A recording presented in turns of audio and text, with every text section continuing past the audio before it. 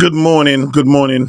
My name is Meka Al Banya Osharal, and welcome to Truth Matters Broadcasting, TMB, Truth Matters Broadcasting, where we discern the truth for ourselves about religion, the kingdom of the Most High God, and the church.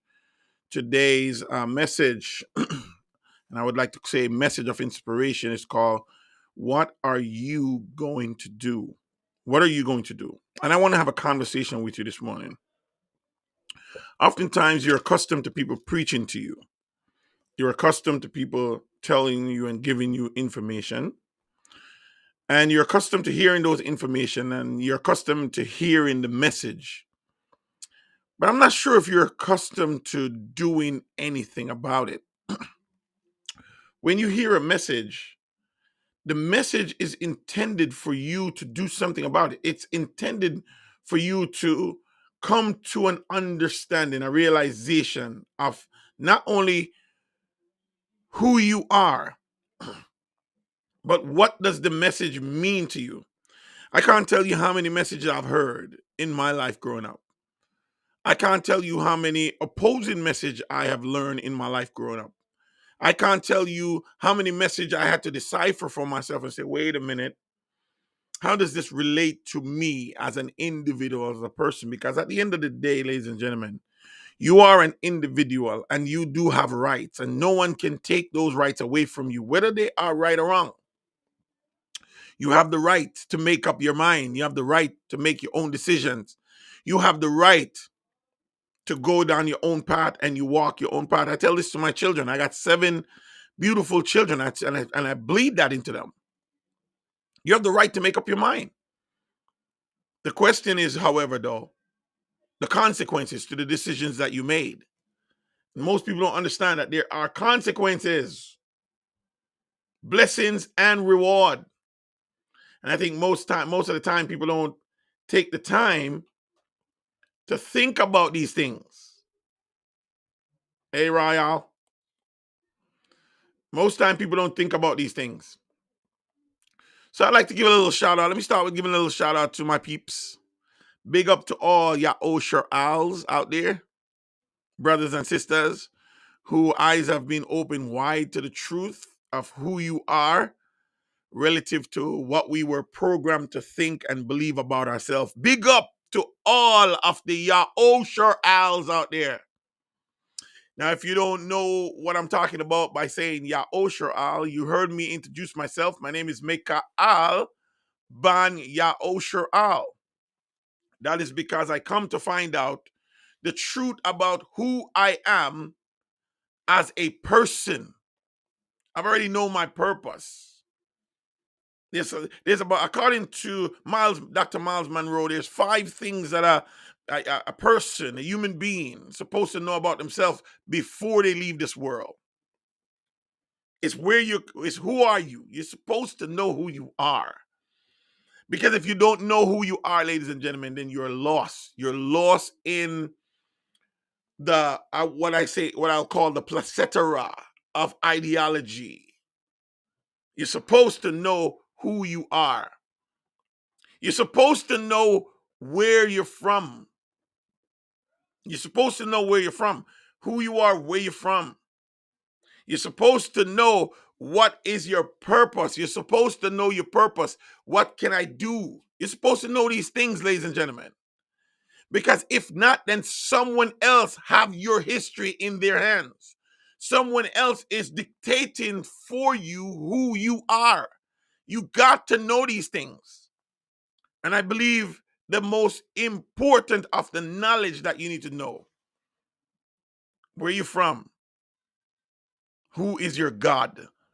I think that is the most important, if any knowledge that you should know about yourself. You should know who you're who you're worshiping.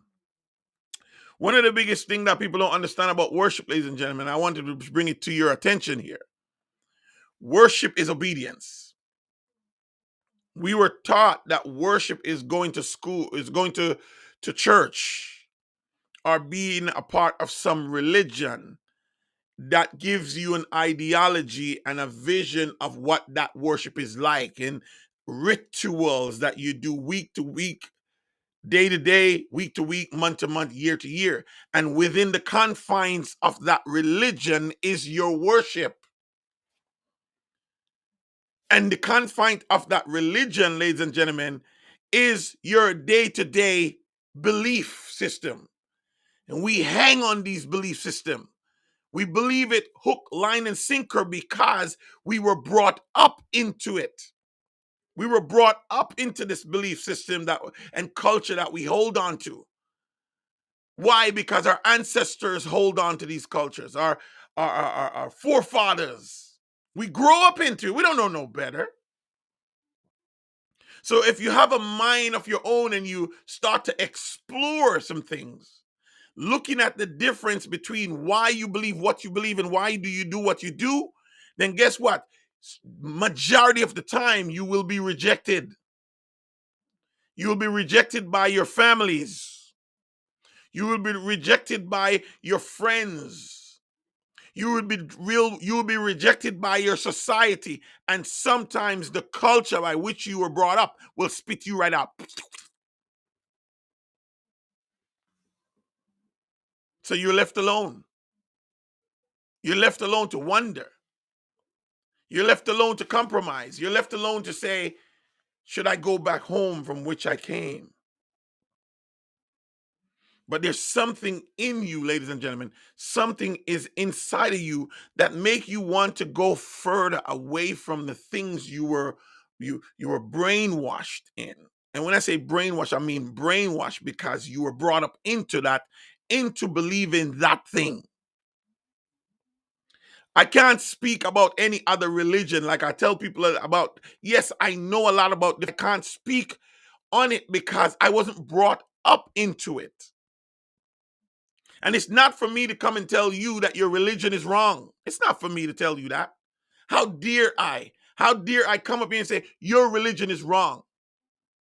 By me telling you that yeah, your religion is wrong, what I'm telling you, what I'm literally telling you is that my religion is right. I don't have that right, ladies and gentlemen. So if you walk away from this program today believing that that's what I'm saying to you, let me just apologetically say to you that's not what I'm saying to you.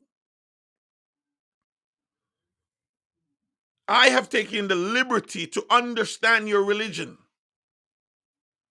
And to understand something, you have to go back to its origin. Where did it come from? Where did the ideology of your religion comes from? How did it start? Who started it? And what is the purpose of it? Where is it going and where is it taking you? So when I want to find information, when I want to find out something, I go deep. You got to go back to the beginning, back to its origin. And most people in their religion has never taken the time to even ask the question, how did I get here? How did we get here? Woo! Nobody's supposed to be here. Yeah. How did you get here? How did you arrive at your conclusion? Because many times, ladies and gentlemen, within your religion, you are willing to give your life for it. So the question is, you got to go back to its origin. Now, since I was brought up Christian, I can speak from the perspective of Christianity because that was the religion that I was brought up in. It didn't take me long to understand that something is not right. It didn't take me long to say, how did we get here? I was a little boy, ladies and gentlemen. I was a young man. Had an experience with my oldest brother, Owen. Owen was the one who I followed. Yes, we were forced to go to church, just like we were forced to go to school. It wasn't an option. You get up and you go to church.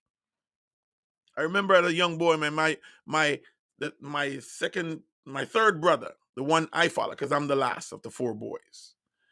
And we used to skull. Some of you might say in America, hooky.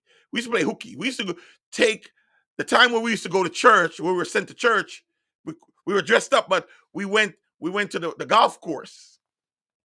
You see, by going to the golf course, it was more profitable for us than hearing the same old story, sitting in the same old class. And, going to church back then mean all day. It was an all day things, right? You go to Sunday school, and then you finish Sunday school, and then you go to big church, and then from the big church, you get a break, you eat, and then you go home. Some people would go home and eat. Some people stay at the church and eat.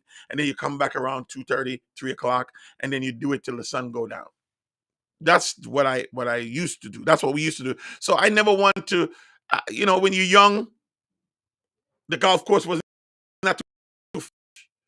So my brother and I used to go to the golf course. Why? Because it was more profitable for us.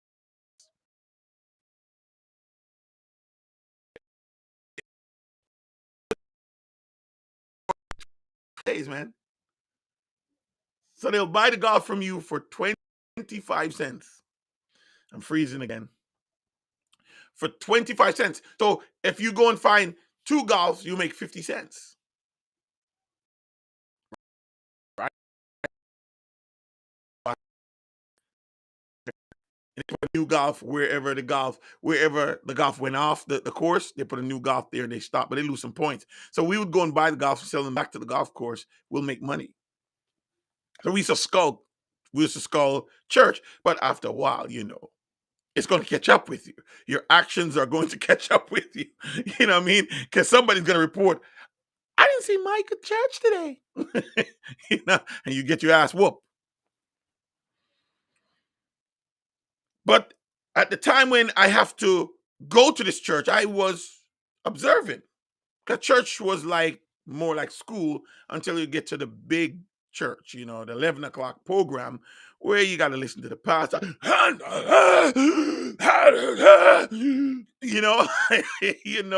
you have to listen to that. And no one challenged the pastor. When I was growing up, no one has ever challenged the pastor because the pastor was revered. The pastor was so revered, like almost like a god, because we're under the understanding, our belief system, that the pastor gets his message from the Most High God, and he gets his message to deliver to us. So we ain't gonna challenge that. And so what people usually look at is the lifestyle of the pastor.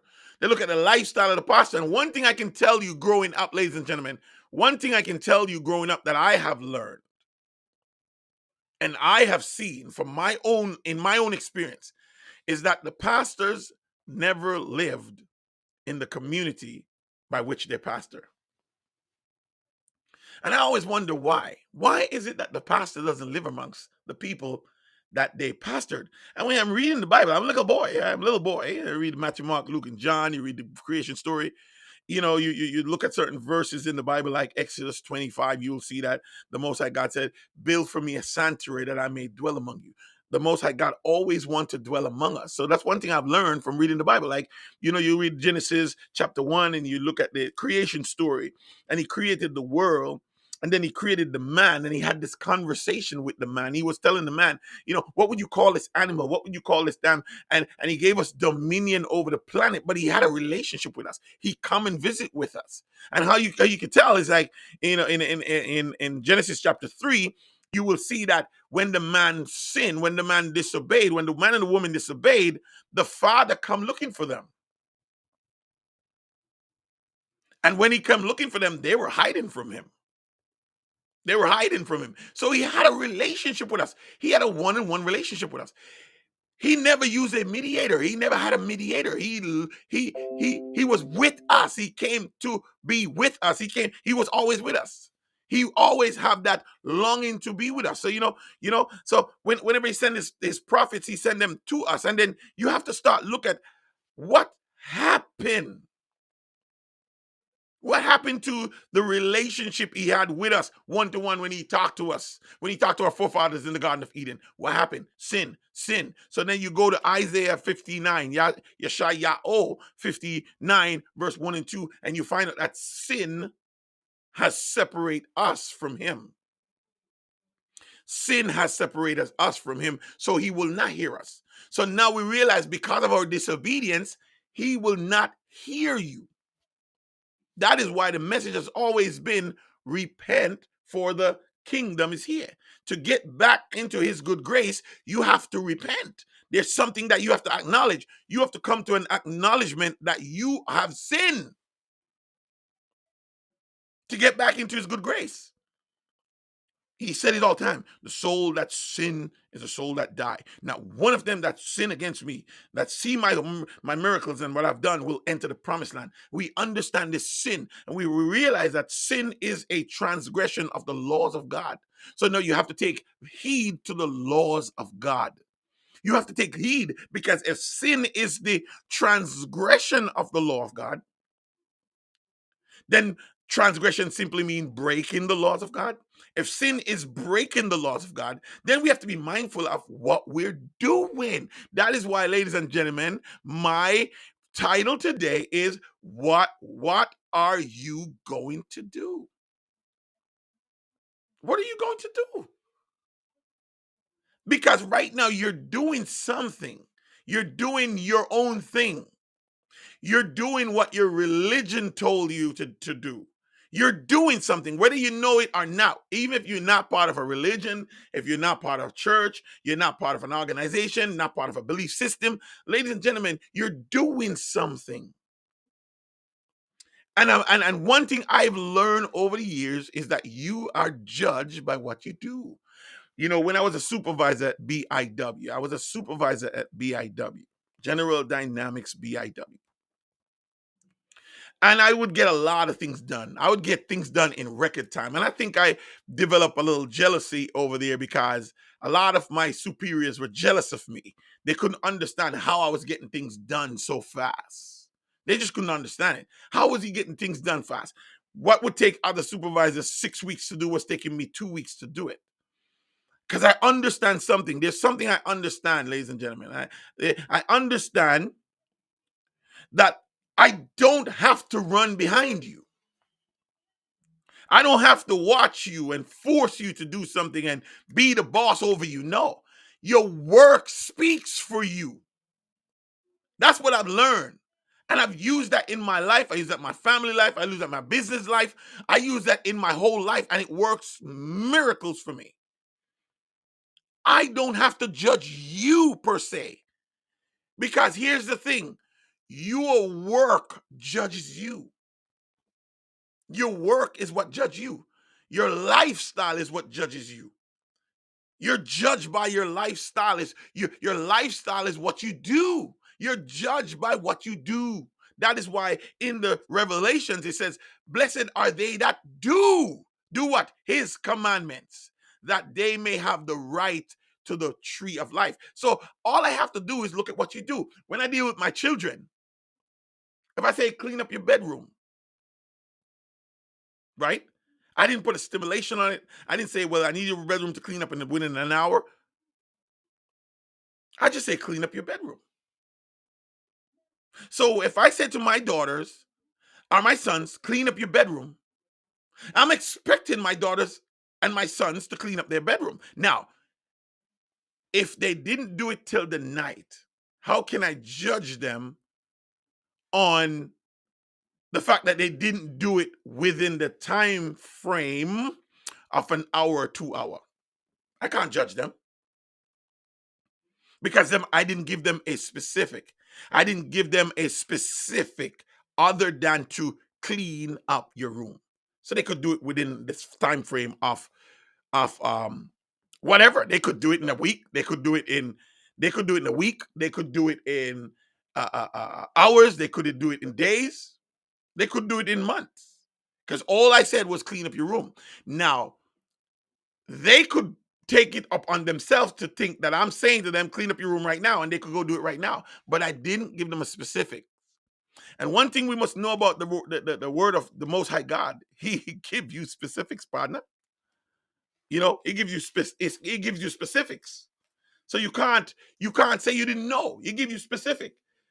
Exodus 20 says, and Yahweh spake all these words, and Elohim, and God spake all these words. I am Adonai Elohim, I am Yahweh, which have brought you out of the land of Egypt, out of the house of bondage. Thou shalt have no other gods before me. That's specific. That is specific, ladies and gentlemen. You shall have no other gods before me. That is specific. So now you might not worship a deity, you might not worship astrology, you might not worship a pantheism, but you now become your own God. You become your own God now. So you worship yourself because you're doing what you want to do. You see, you're doing something. I'm telling you, you're doing something and you're going to be judged by what you do, right? So you become your own God because you're listening to yourself and you don't realize that there's a higher power over you that created you. So I'm learning these things in my religion and I'm realizing something is just off because I'm looking at the example. So remember, I tell you now, when it comes to my people, those my subordinate, those who are under me, under my care, all I do, I just go look at their jobs. I know what I give you. You know the time frame it needs to be done, and I will tell you, I need this done in 2 hours because I know the work. I know the work, so I know how long that should take you. I know all the excuse you're going to make to not get the job done because I've worked this job for 6 years and I'm a supervisor for 7 years. I know this job. I know what I'm telling you. I'm not guessing. I know because I can do it. And I know I can do it in 15 minutes. I can do it in 30 minutes. I can do it in an hour. So when I say I need you to do it in 2 hours, I'm giving you even an hour extra to get it done. And you might play around. And what I would do is I wait till you go on break. See, that's how I operate. I wait till you go on break. And then when I go on break, I go mark up your job, make sure, okay, mark it up, show you some things you got to fix. I know exactly where you stop at break. You see how I work? Because the work is what judges you. So when a guy comes, he gets vexed. Oh, I wasn't done. I know you wasn't done. But I want you to know that I know where you stopped. I know where you start. I know where you stop. I'm a supervisor. That's my job. My job is to supervise your work. Sometimes I sit my people down and I have to explain to them. You don't understand my job. You think I'm trying to make your job difficult, but you don't understand my job. My job, my responsibility is to make sure that the company is getting paid for what they're paying you for. That's my job. Because what I had to tell my subordinates, ladies and gentlemen, I had to tell them, listen to me, whether you do the job or not, you're getting paid.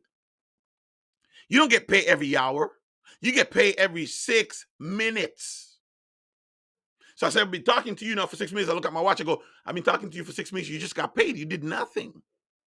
And now for 6 minutes, you're going to get paid again. You did nothing. My job is to make sure that you're giving the company what the company's paying you for. Because whether or not you do the job, you're getting paid. As a supervisor, I have a supervisor myself. I have to report to a supervisor who's asking me when am I going to get that done. You understand what I'm saying? So just like you're being supervised, I'm being supervised. And guess what? My supervisor is being supervised too, because somebody's asking him, what's going on? Why is it taking so long? And so before I get a person working for me, I would sit them down in my office. And you know what I would take, guys? You know who I would take to work for me? The rejected ones. I always take the rejected people. The people, I always take the mechanics nobody wants. Oh, this guy don't do no work. He sits down, he uses the union, and that's that, and people reject them. And I give them those guys to me because I would sit those guys down in my office first thing, and I'll tell them everything I hear about them. I said, "This is what I heard about you." I would tell him which supervisor said what. These are the things I've heard about you, and I pulled your file, I pulled your records. I'm looking at what's here. So whether I believe those who told me, I'm looking at your records and I'm going through your records with you. Boom, boom, boom, boom, boom, boom. And then I would tell that person, this is what's recorded of you. This is what I heard of you. But I'm not one to judge a person by what I heard about them, nor what even is recorded about them. I'm here to judge you based upon what I see. Now, based upon what I've heard and based upon what I see right here, I'm going to be looking to see if that's who you really are. And I told those people, right here is a clean slate. I wish I could tear this up and throw it away, but it's a record. I can't tear it up. But I'm giving you a clean slate. And a clean slate means going forward, here are my expectations. I'm only going to tell you once. I'm not going to come back to you and say, hey man, why you didn't do that? You're not a child. I'm not going to treat you like that. Like a child. You're not a kid. You're a grown man. You understand, right? I say, here are my expectations. I expect you to come to work. I expect you to be on your job site. I expect you to do your work. That's it. Do what you've been paid for. I'm not asking you to kill yourself. I'm not asking you to work fast. I think I'm the only supervisor ever.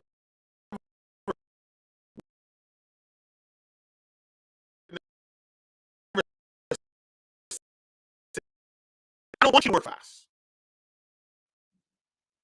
Anybody hearing me right now? This thing keep freezing up. I don't want you to work fast. Here's what I told my subordinates.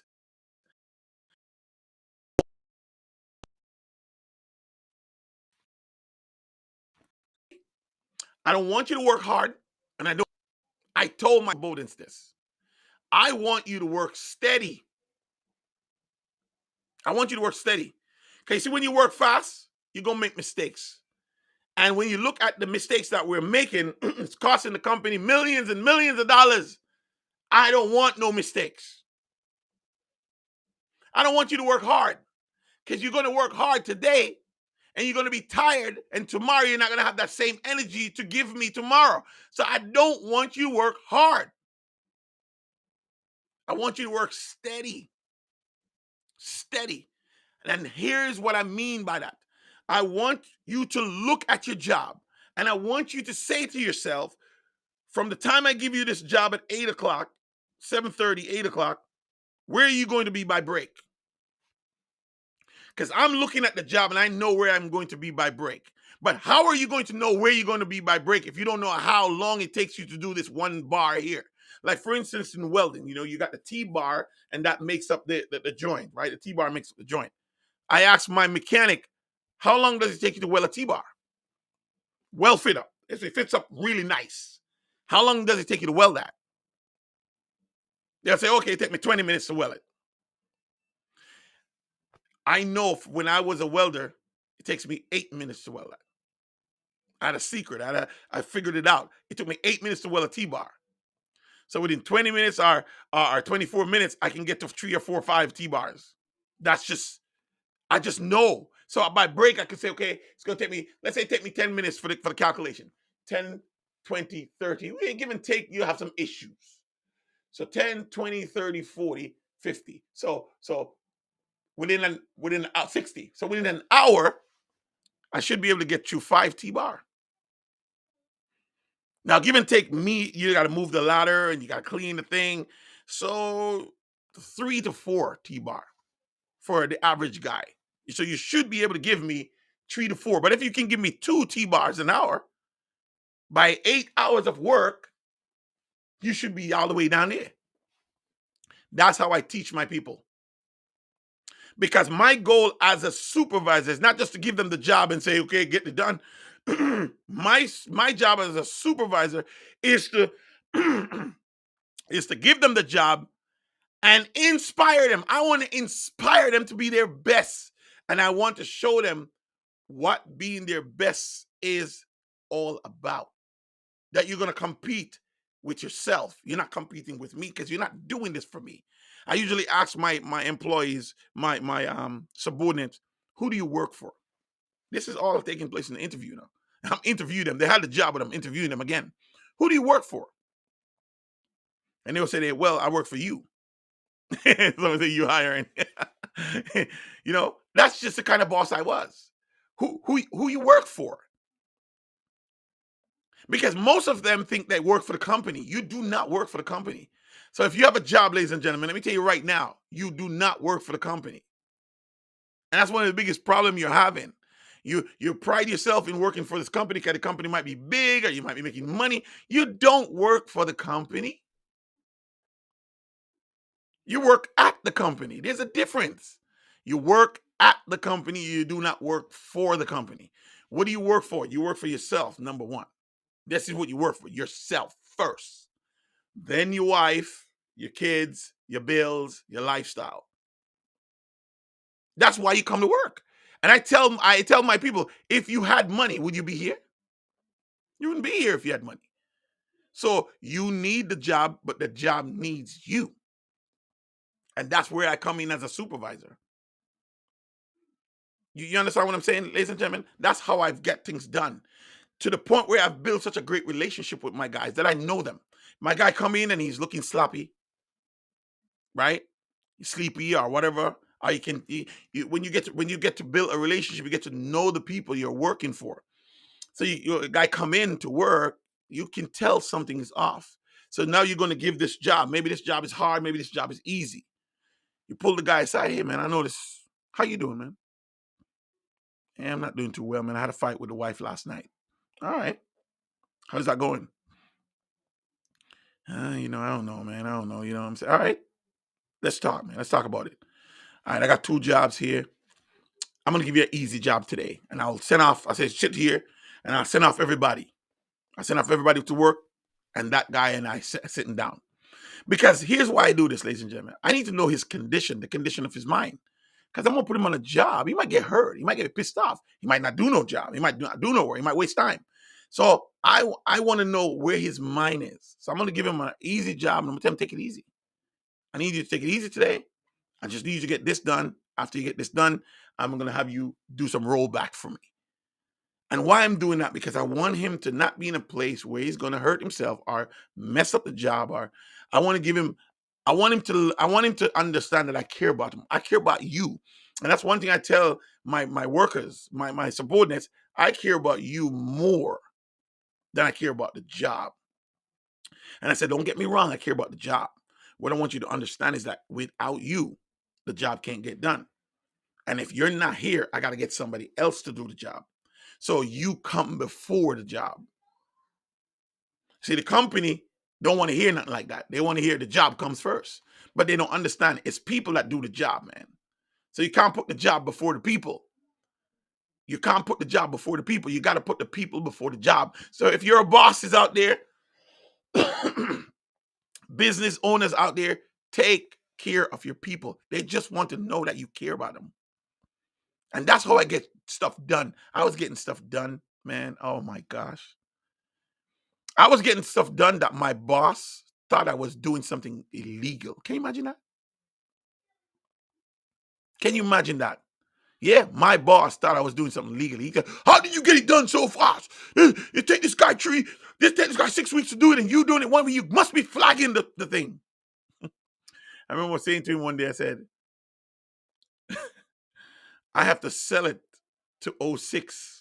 We have an indoor inspectors. I have to sell it to them. So that means they have to inspect my work. Then after I sell it to them, I have to sell it to the Navy. The Navy has to inspect my work. So if I'm flagging it, then I'm paying off the inspector and paying off the Navy who's buying the work from us. Come on, man. You get where I'm coming? And I was so cool about it. Like, I'm just cool. Like, I don't have to fight with you. My work speaks for me. I'm not here to be liked. I'm not here to be loved. I'm here to do a job. The reason why I'm going down this memory lane with you, ladies and gentlemen, is because I want you to understand something. It's about what you do. It's really about what you do. So when it comes to your religion, you have to really ask yourself the question, what are you doing? Because you're going to be judged by what you do. And it's going to piss some people off. They're not going to like you. Because now you're going to tell them, hey man, what we've been doing is not right. You try telling your boss that. Try telling your boss that you have a better way of doing this. Try telling your boss, hey, listen. They don't want to hear that. When they give you 15 people to do a job that you know you can take six people to get that job done. But no, you got to use 15. I don't have need for 15 people. I can't make a budget on 15 people. Well, you got to use them because we don't have no place to put them. What? What? So now my budget now has to be messed up because you don't know where to put these people. And that's how we've been running things.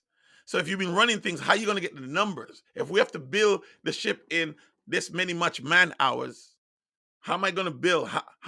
Oh, no, we'll take care of it. All right. You my boss. You do what you want. So now you have one guy in a job and he's working that job 2 or 3 days when he could have taken him 2 or 3 hours. And that's some of the situation you're going to find, ladies and gentlemen. That's some of the situation you're going to find in life. You're going to be hated for what you do. You're going to be hated because you point out the right things. You're going to be hated because you are just you and you do things a certain way. And you're going to be hated for it. I will tell you right now, like I said, if you look at history, you look at your history, it's the men and women who said, no, this is right. No, this is not right. It's the men and women who stand up for that which is right, that is hanged on a cross, that is hanged on a tree, that is assassinated. You look at this world. This is how this world treats people like you and me who said, no, that's not right. We're going to do it right. We're going to do it a certain way. We're going to do it by the book. We're going to do it by the laws. You understand me? And these are the people that get fired. These are the people who get concoct stories and get fired. These are the people that get crucified. You look at the movies today. What are the movies that make all the money? The movies that make all the money are the movies that break every rule in the book. You look at the music, the songs that sell the most today. Look at the raps, the music that's selling the most. Look at the words. Look at the words. Look at life. Look at the people who get voted for. Come on, man. We live in a world that is against the laws of God. It's against the law of God. I tell people this: America is a great country, but America is not a country of the book. And I used to say America is not a Christian country, though it's built on Christendom. It's not a Christian country, but yes, America is a Christian country. Because you have to understand that Christianity is a religion, and a religion is not built on the book. Christianity does not come from scripture. As much as you want to believe it, as much as you want to think it, as much as you want to accept it, Christianity does not come from the Bible. And if you open your eyes long enough, you'll see it. You will look at Christianity, you look at the Bible, you say, wait a minute. Something is off. For instance, the one they call Jesus the Christ, or Jesus Christ. Watch this. Supposedly start Christianity, because he came down here and he fulfilled the law, and he sent out his disciples, and from the disciples come Christianity. That is what you were taught. So when you look at Jesus, so-called Christ, you look at Christianity, you believe Christianity is off the book. And I'm here to tell you that Christianity is not off the book. First and foremost, you have to look at the word Christ. The word Christ comes from the word Christos. And you have to look at the Greek word Christos, which means to smear grease. So that's what Christos means. It means to smear grease. Because you have to understand the word Christ or Christos is supposed to be a transliterated word that means anointing. Anointed. So to anoint, if you go back to Old Testament, you see to anoint someone is not to put a cross on his forehead or her forehead, or take a little bit of oil and dab it on the forehead. That's not anointment. That's what it means to smear grease. You're taking oil and you put it on the forehead like that. Sometimes you make a cross on the forehead, or something you just rub it on the forehead like that, because some Protestant today don't want to make the cross, so they smear in the grease. And they don't know why they do it. You go to the doctor, and they claim to anoint you to put their hand on your head. They smearing grease on your head. To be anointed means to pour oil on your head. It was an anointment is to pour. I will pour out my spirit, or nuach, or ruach, on all flesh. It was to be poured out. You know, when you look at Matthew and you look at the when the spirit came, what the Bible says, tongues of fire separated and landed on their head. It was to smear. When a king is anointed, sorry, it was not to smear. When a king is anointed, they're anointed with oil.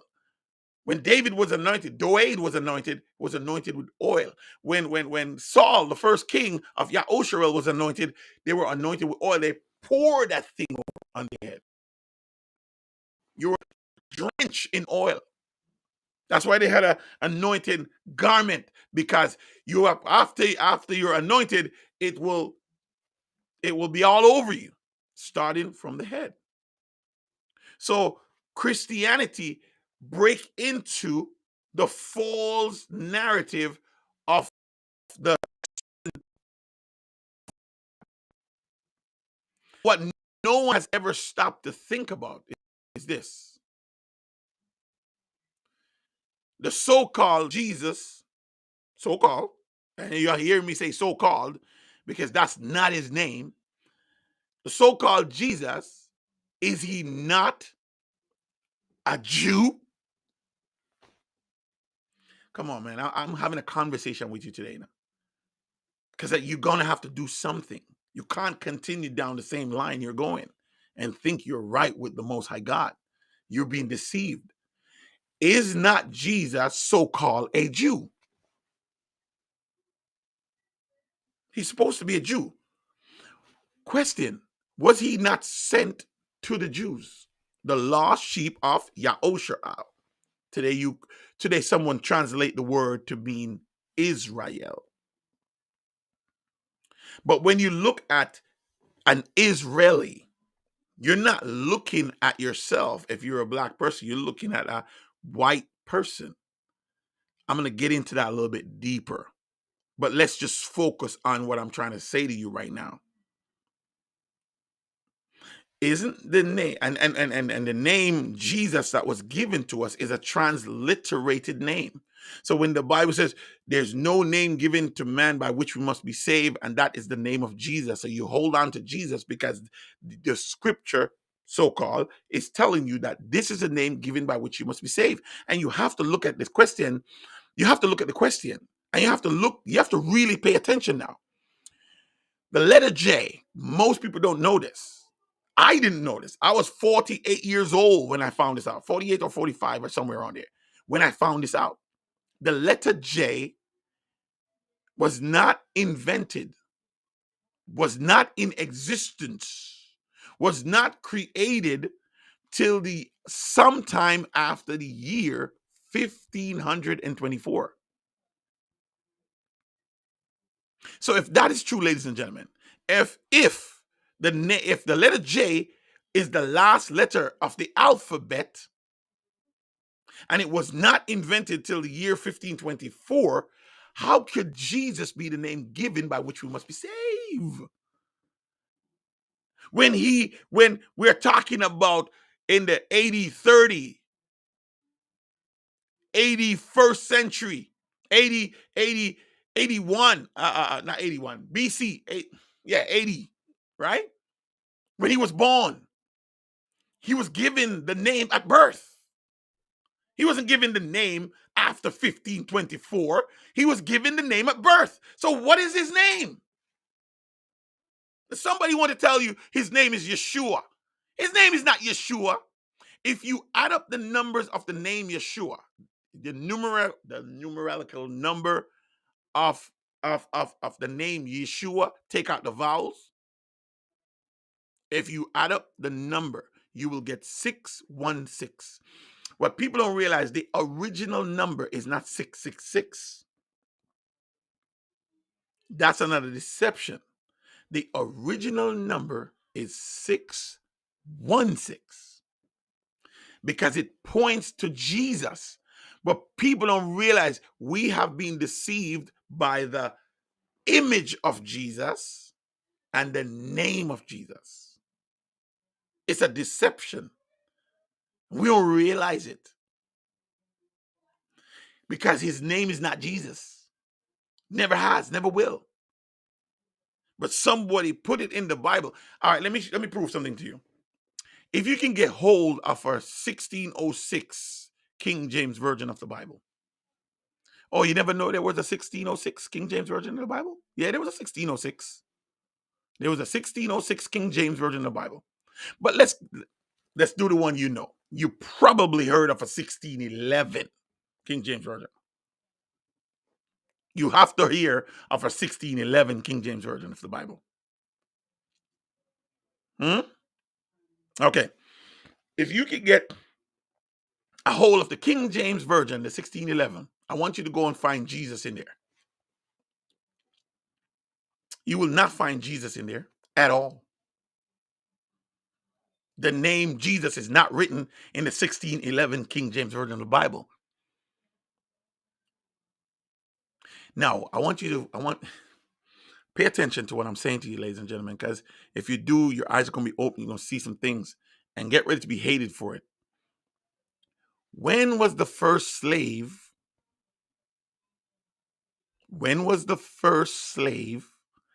enter the United States of America?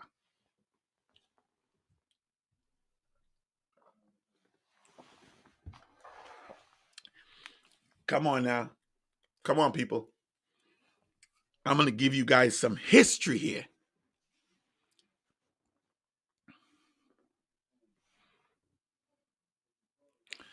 Someone says Jesus comes from Yeshua in Hebrew, which means to save.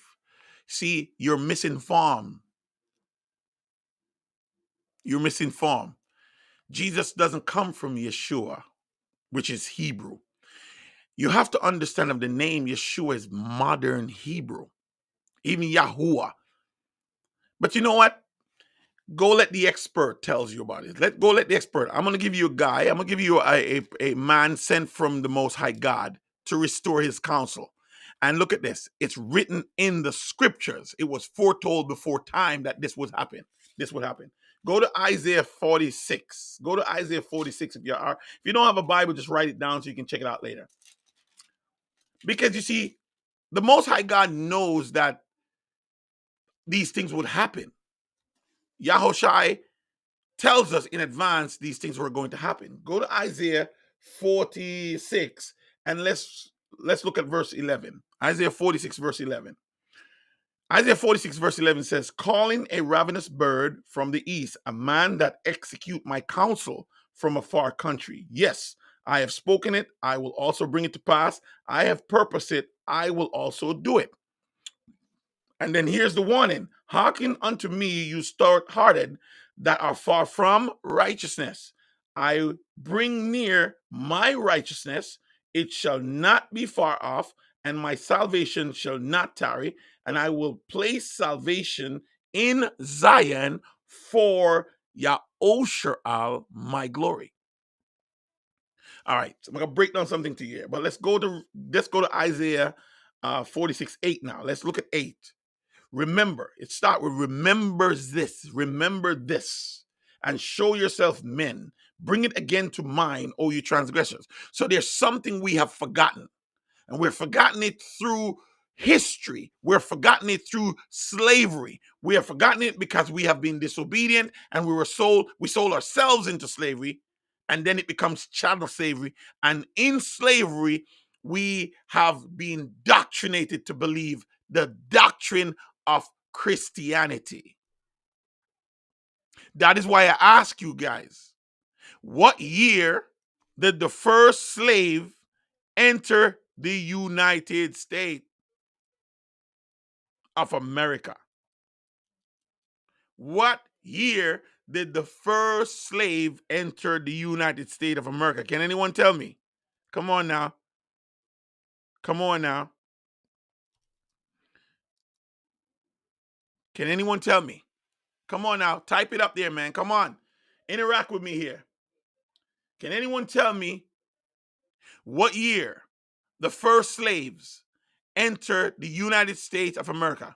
We are already here. We are already here. No, no, no. Hold on, hold on. I'm going to answer that question, Mr. Hayward, 208. The black people that was here was not slave. They weren't slave. Now I want you to understand something about black people. Black people are the first people on the planet. The word Adam means black or dark earth. That's what it means. The Most High God created the first man out of the earth, the dirt. The first man is black. Not only that, it's scientifically proven. If you go and look at the historical evidence, the longest living skull the longest skull that they find in history, which they date hundreds and thousands of years, is ridiculous, is they call it Lucy or Lucille or whatever, right? And they chase our origin from the first skull. Well, actually, the skull that they find, but we go way back before that. I want you to understand something. Science proven that the melanin skin is dominant. The melanin skin, the dark skin, the brown skin, the black skin, whatever you want to call it. It's the dominant skin. It's the dominant. And melanin go way beyond skin color anyway. It's written in your DNA.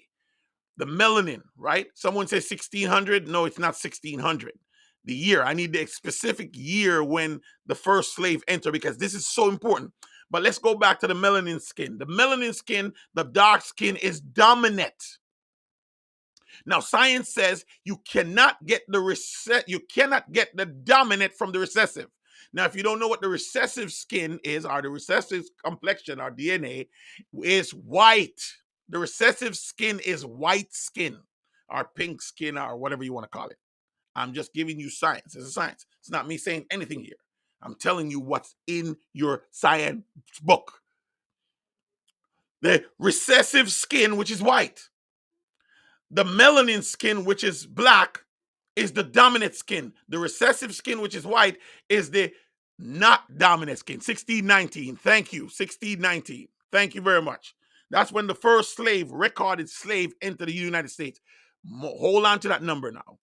Let me get through this recessive dominant. You cannot get the dominant from the recessive, but you can get the recessive. You cannot get the dominant from the recessive, but you can get the recessive from the dominant. Now that's scientifically proven. If that is true, ladies and gentlemen, if that is true, and you're going off science. Now remember, science is a recurring event. It's an event in time that recurs over and over and over again. And that's how you get science. You look at something, you study it, you watch to see if it comes around the same times again. That's science. That's how science is proven. Now, if you cannot get the dominant from the recessive, then there's no way the recessive could be first. That means white people weren't on the planet first. There's a lady by the name of Jane Elliott. She did a brown eye experiment with his children in school, and she shows some things, and she made the claim. She's telling everyone that your ancestors, your mother is a black woman. She's telling white people this. It's not something white people can take easy. And it's something that black people don't know about themselves, because guess what? You have been brainwashed to believe in that you are the minority when you don't realize you are the majority. Now, let's talk about Mr. Haywood says that slaves were here in America. No, they weren't slaves. Remember, I told you the dominant skin or black skin was the dominant, which were the first human beings on the planet. Okay, so all around the world, Asia Minor, all around the world, all the Caribbeans, there were always black people there. When Columbus get to the Caribbean islands, he see, look at his journal. You don't have to listen to me. Nobody has to hear me. Nobody has to listen to me, because we're in a place of what you call it, of information. We're in the information age. So if you don't know these things, it's because you don't want to know it. Black people were all the way around the world. You look at the Buddhists. Look at the Buddhists, man. Look at the Buddhist statue. Look at the Olmec statue that you find in America. But let's start with America and then we'll go to Asia. Because people don't realize that we dominate Asia. Black people were the dominant people of Asia. The Buddhists were black. Okay? They were black people. Look at the nose of the statues. So yes, the Arawak Indian and the Cherokee Indian and the Crow Indian that we see today, that we look at these red or what you call white Indian, or they have white complexion, that is because it was interbreed, intermingle. When they come over there, they kill off the Arawak Indian. The true Arawak Indian, the true Crow Indian are black people. And it's written in Columbus' book. And after they kill them off and they enter, or what we call whitewash today. Because we're the dominant species. We're the dominant, I don't want to use the word race because there's one race, but we're the dominant of that race. We're the fathers and mothers of the race, of the human race. And that's why you see a black person, a black woman, a black man has the gene pool of every single type of human being on the planet. Out of the black man comes every human being. The Chinese, the Japanese, the German, white, black. We create that. Comes out of us. Hard to believe that stuff because when you look at the slavery, and you have to understand how slavery works. So yes, black people was here first. We were in Asia first. We were all over the world. So when slavery came, all right, I'm going to give you a little more history. I'm going to give you some more history. But let me talk about Asia. Asia is the birthplace after the flood. Because the Most High God ends what he started. That's why he says he knows the end from the beginning. That means when he starts something, he already finished it. When he created man, he put him in the Garden of Eden. That's the place he created for man. When he destroyed the earth, he restart the earth or reset the earth right where he started it. The Garden of Eden, whether you believe it or not, want to accept it or not, know it or not, is in Asia. Somewhere in the Philippines. You never heard these things before, man. It sounds crazy. You think the birthplace of humanity is from Africa. You are mistaken. Why? People believe that because if you look at the Peters map, if you look at the Peters map, you will see that Africa is the largest continent on the planet. People don't realize this. Africa is the largest continent on the planet. Why do you think they have flight zones? Make you go this way, this way, this way, this way, fly 18 hours to get to the... Because if you fly over, you can see it. You will see it if you fly over. That's why they got flight zone. You got to go this way, go that way, land, cut it up, go this way again, land, before you can get to it. It'll take you 18 hours to get here, or 15 hours to get here, 24 hours to get here, when you could actually fly straight line.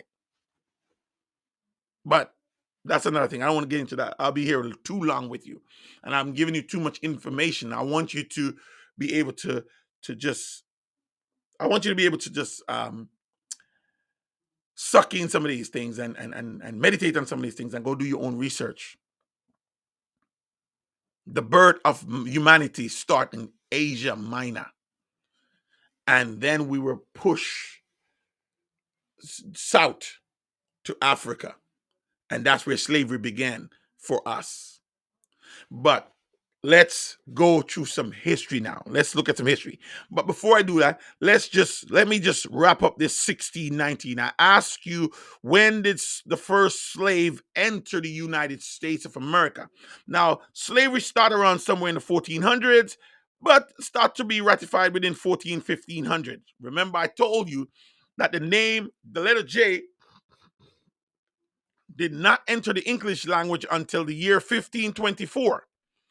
If you look at the 1606 King James Version and the 1611 King James Version, you will see that there's no Jesus in there. His name was not Jesus. It was Jesus or Jesus. Okay? So there was no Jesus there. Now, sometime around 1619, when the first slave entered the United States of America, they came here on a ship called Jesus. If you're looking at your history, you came here on a ship called Jesus.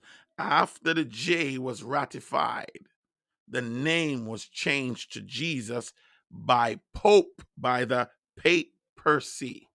The papacy is what gave you the name Jesus.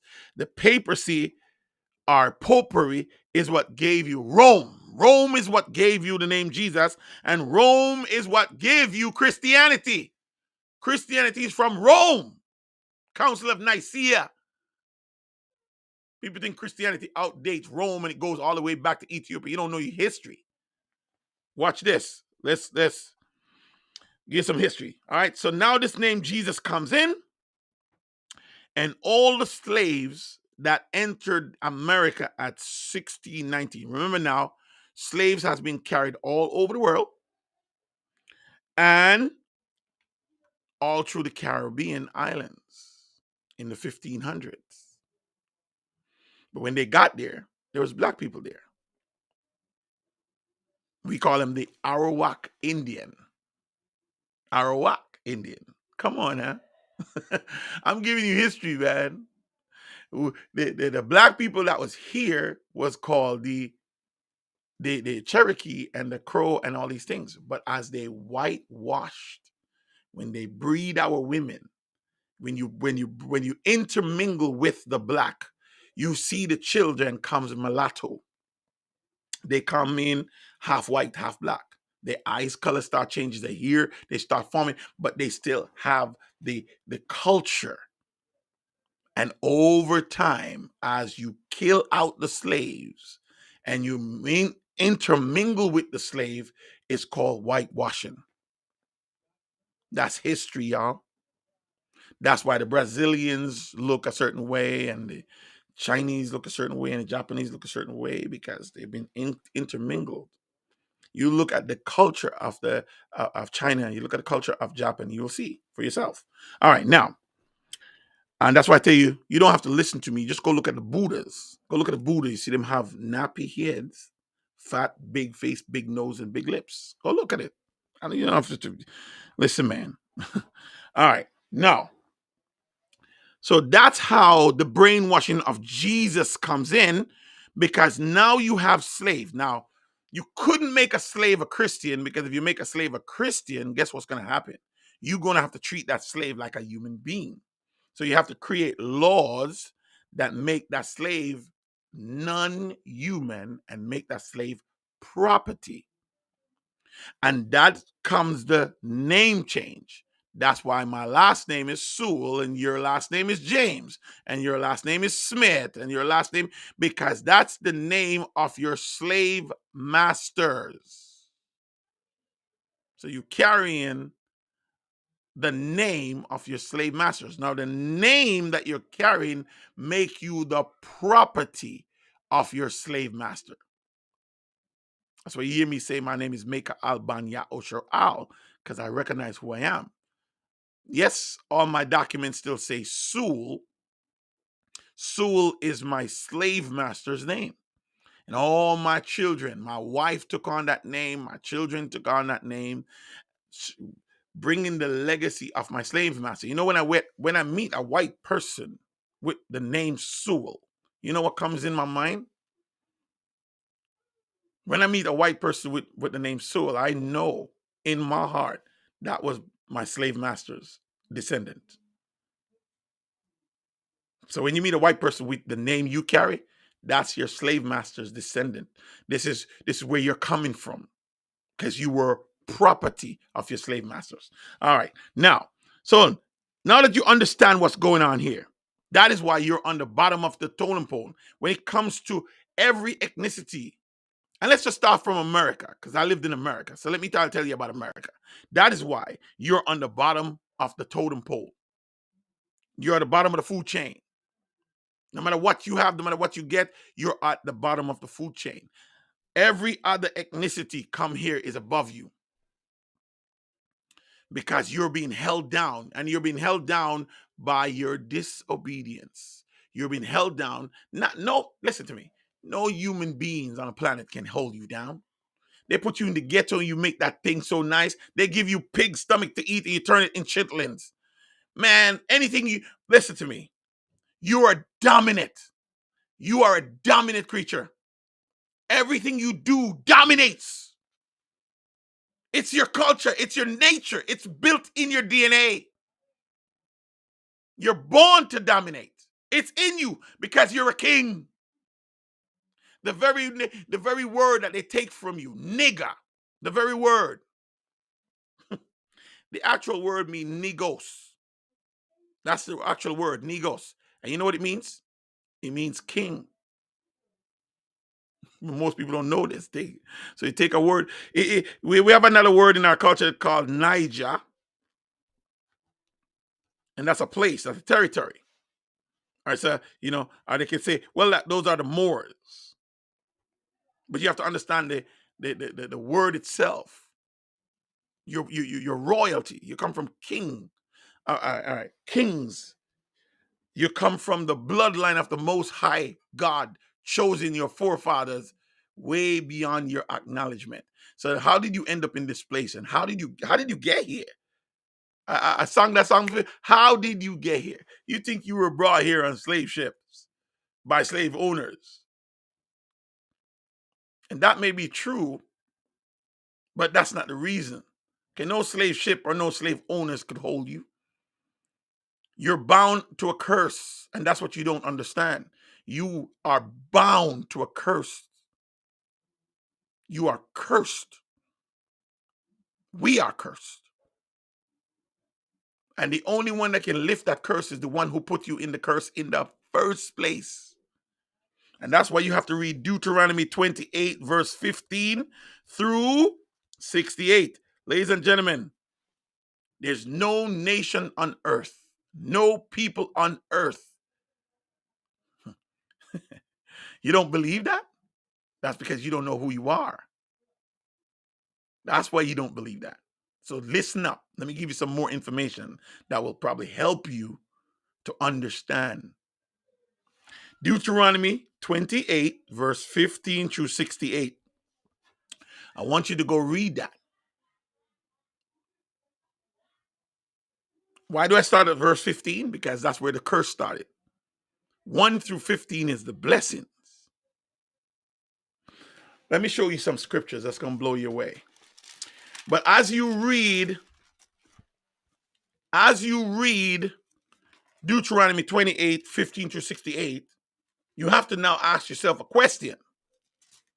Here's a question you have to ask yourself. Which people on the planet fits that curse? Now, as you read Deuteronomy 28, 15 through 68, the people that you're going to fit this curse with has to go through every single curse. They can't miss one. If they miss one of the curse, that's not the people of the curse. They have to fulfill every single point of the curse. So I want you to read Deuteronomy 28, 15 through 68, and see if it doesn't bring you back to 1619, 1500s, 1400. See if it doesn't bring you back through the bottleneck of the Atlantic slave trade. What you don't know and what you don't realize that if you can chase your descendants, your lineage, through the bottleneck of the Atlantic slave trade, you are the children of Yahushua. You are the true people of the book. You are AKA Israel. But Israel is not your name. Your true name is Yahushua. That's who you are. We're at the time now where the information has been released and we can find the truth thanks to a via Ravenous Bird. Go check him out on YouTube, RAVENOUSBIRD. Ravenous Bird. Go look up Brought by Ships. Watch this now. Exodus 19. Verse 4, you have seen what I did unto the Egyptians, and how I bear you on eagle's wings and brought you unto myself. Now, therefore, if you will obey my voice indeed and keep my covenant, then you shall be a peculiar treasure unto me above all people. That was the promise. The promise comes with a condition. And what people don't tell you, and what Christianity don't tell you, what your religion don't tell you, love has a condition. You got to meet the condition before you get the blessings. That is why I start with if you do these things. It's a choice. Love is a choice, ladies and gentlemen. It's not a feelings or emotions. You've been acting upon your feelings and your emotions for far too long, and that's why you've been led astray. Love is not a feelings. Love is not an emotion, though feelings and emotions is a choice.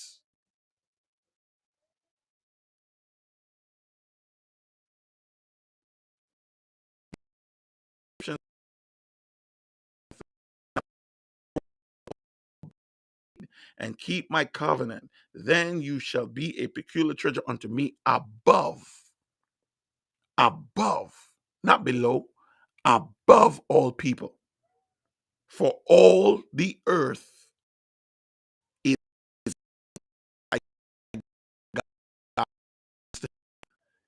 all of the earth and everything in it belongs to him. Yet he wants to put you above it all. Watch this. And you shall be unto me a kingdom of priests and a holy nation. These are the words which thou shalt speak unto the children of Yahushua. Now, let me show you something for the guy who said he don't believe that. You look at the Egyptians today, and you see how it has been whitewashed. Moses, every Easter, is portrayed as Charleston Heston. All the children of Israel, Joshua, and all of them, white. And you have been brainwashed to believe that. But why don't you look at the hieroglyphics on the damn tomb, man? Don't look at the hieroglyphics. Why don't you look at the statue? You know why all the nose of the statues of all the image that you see today of Egypt is gone? Do you know why the noses are gone? Because there's only one people on the planet have this kind of nose and these kind of lips. They take the nose off, but they can't deny the lips, baby.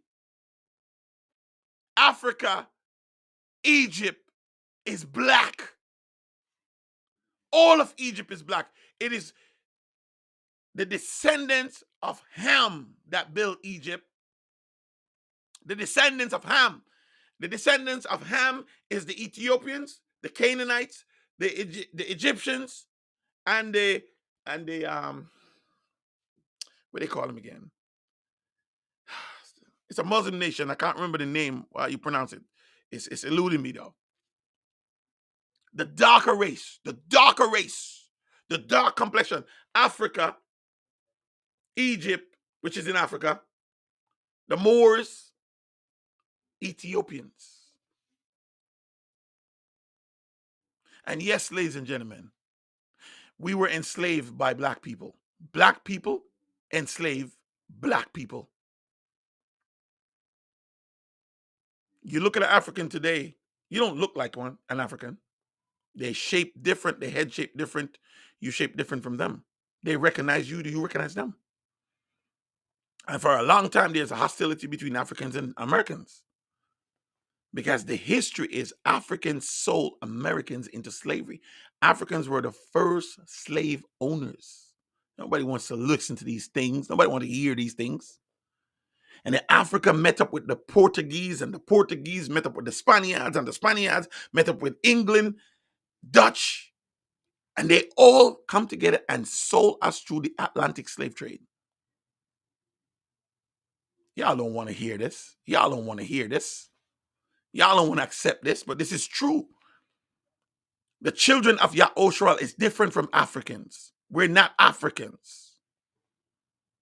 We're not Jamaicans. We're not Haitians. We are the children of Yahushua, and we're sent through the bottleneck of the Atlantic slave trade because of our disobedience. And that's why you have to read Deuteronomy 28, 15 through 68, and see if your ancestors have not met every single criteria of this curse. You're still cursed. They want you to think that Jesus come here and free you of the curse. He did not free you of no curse. He did not free you of any curse. They lied to you. Because if he freed you at the curse, when did the so-called slavery ended in America? What year? 1800s? 1865? 1863? 1865? So if Jesus had freed you of the curse, why are you still in slavery? If he had broke the curse, why are you in slavery? And after the so-called 1865 Emancipation Act signed by, and man, this thing's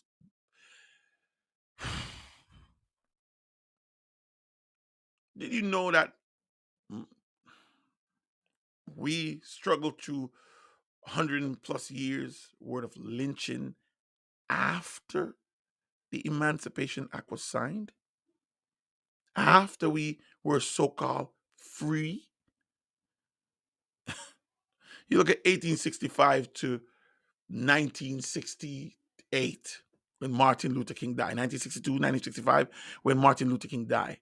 We had a civil war. You know what the Civil War was about? It was about slavery. You know what the Emancipation Act did? It didn't free the slave. It transfer. Emancipation means to transfer. People don't know this. Just like fulfill means to carry out. People think when they hear the word fulfill, they think fulfill means to end. It doesn't mean to end. To fulfill something is mean that you've done something, that you've carried out the requirement of that something. That's what fulfill means. It means that you carry out the requirement. Did not Yahushua says, not one jot, not one tittle, not one title, not one thing will change from the law until all be fulfilled? So that means what he's finished on the tree is the commandments given to him by the Father. He didn't fulfill all the law. We still living. If he had fulfilled everything, the kingdom would have been restored back to the people of God, because the kingdom is going to be restored to the people of God. Let me show you something. Let's look at Amos. Let's look at Amos 3 first, and then I'm going to go to Revelation 12. Amos chapter 3. Watch this. Amos chapter 3. I'll tell you, man, I like to go over these scriptures, ladies and gentlemen, because Amos chapter 3 and verse 1. Hear this word of Yahweh has spoken against you. So here's a word that is spoken against the children of Yahushua. Watch this. Oh, children of Yahushua. He's saying there. What you must understand, ladies and gentlemen, I'm going to bring it to a little fast history and then we'll call it a day. All right, watch this now, because I don't want to load you up with too much information here. Hear this word of Yahweh has spoken against you, O children of Yahushua, against the whole family, all 13 tribes, which I have brought up from the land of Egypt. So make no mistake, he's not speaking to the Egyptians. He's not speaking to he's not speaking to the Philippines, if I say that right. Not Philippines. What do you call them? Philippi, is that whatever I call him? I'm mixing Philippines with Philippi or whatever. He's not speaking to the Amorites. He's not speaking to any other nations. And you have to understand something. If you're reading your Bible, if you're truly reading the Bible, it is English version of the translation of the scriptures. If you're reading it, really, you will see that the Most High God is, from the time of Abraham till today, he's dealing with the children of Yahushua. So I'm going to take you to a little bit through history of the Bible. And you have to understand that. Who is he talking to? Because people don't understand these things. And because you don't understand these things is why you're trapped in these religion. Watch this now. Amos 3, right? It says, hear this word, Amos 3 verse 1, hear this words of Yahweh has spoken against you, O children of Yahusharel, against the whole family, which I brought up from the land of Egypt, saying, you only, you got to remember this, you only have I known of all the families of the earth. Therefore, I will punish you for all your iniquities. The Most High God said, I'm punishing you because I know you above all the families of the earth. You only, he said, have I known. Why? Because you're the only one that is serving him. Every other nation on the earth does not serve the God of Abraham. That's why he told Abraham way up there in Genesis, he said, listen, your children will be in a land not their own, and they'll be enslaved 400 years. And after the 400 years, I'm going to come get them. And he's secretly getting his people right now. People just don't know it. A secret rapture is happening right now. Because, you were told that, two shall be taken, one shall be left. And if you really understand that parable, if you really understand what Yahushua was saying when he says, two shall be taken and the other left, you have to look at the earth. The one that is left is the one that is saved. The one that is taken is the one that is doomed. So you don't want to be taken, you want to be left. See, we're thinking through Christianity that the one that is taken is the one that's going to be saved. No, ladies and gentlemen. If you're taken, you're doomed. Noah and his family was left. Everybody on the planet was taken. The flood water came and took them all away. Come on, you know what I'm talking is true. The kingdom of heaven is coming to earth. You're not going up there. He didn't meant for you to go up there. When he created earth for you. And he gave you dominion on earth. And you're going to possess the kingdom on the earth. You're not going to possess it up in the heavens. You're going to possess it here. That's why he taught us to pray, our Father who art in heaven, hallowed be thy name. Thy kingdom come. Thy will be done on earth as it is in heaven. As it is in heaven. It's going to be happening here. Heaven is coming to earth, y'all. But you were fooled and bamboozled to think you're going to heaven. Revelation, Daniel chapter 12, and then I'm going to give you some history. We're going to look at Daniel chapter 12, and we're going to look at verse 1. Watch this. Daniel chapter 12, verse 1. Watch this now. And at that time, Michael stand up. At that time, what time we're dealing with here? The time of the end. And at that time shall Michael stand up, the great prince which stand for the children of thy people. And there shall be a time of trouble, such as never was since the world, since there was a nation, even to that same time. And at that time thy people, come on now, thy people shall be delivered. Everyone that shall be found written in the book. And many of them shall sleep. Many of them that sleep in the dust of the earth shall awaken. This is a resurrection. Some to everlasting life, and some to shame and everlasting contempt. And they that be wise, listen now, and they that be wise shall shine as the brightness of the firmament, and they that turn many to righteousness as the stars forever and ever. So what's gonna happen here? And what do you think I'm doing here? I'm shining light. My goal is to turn you.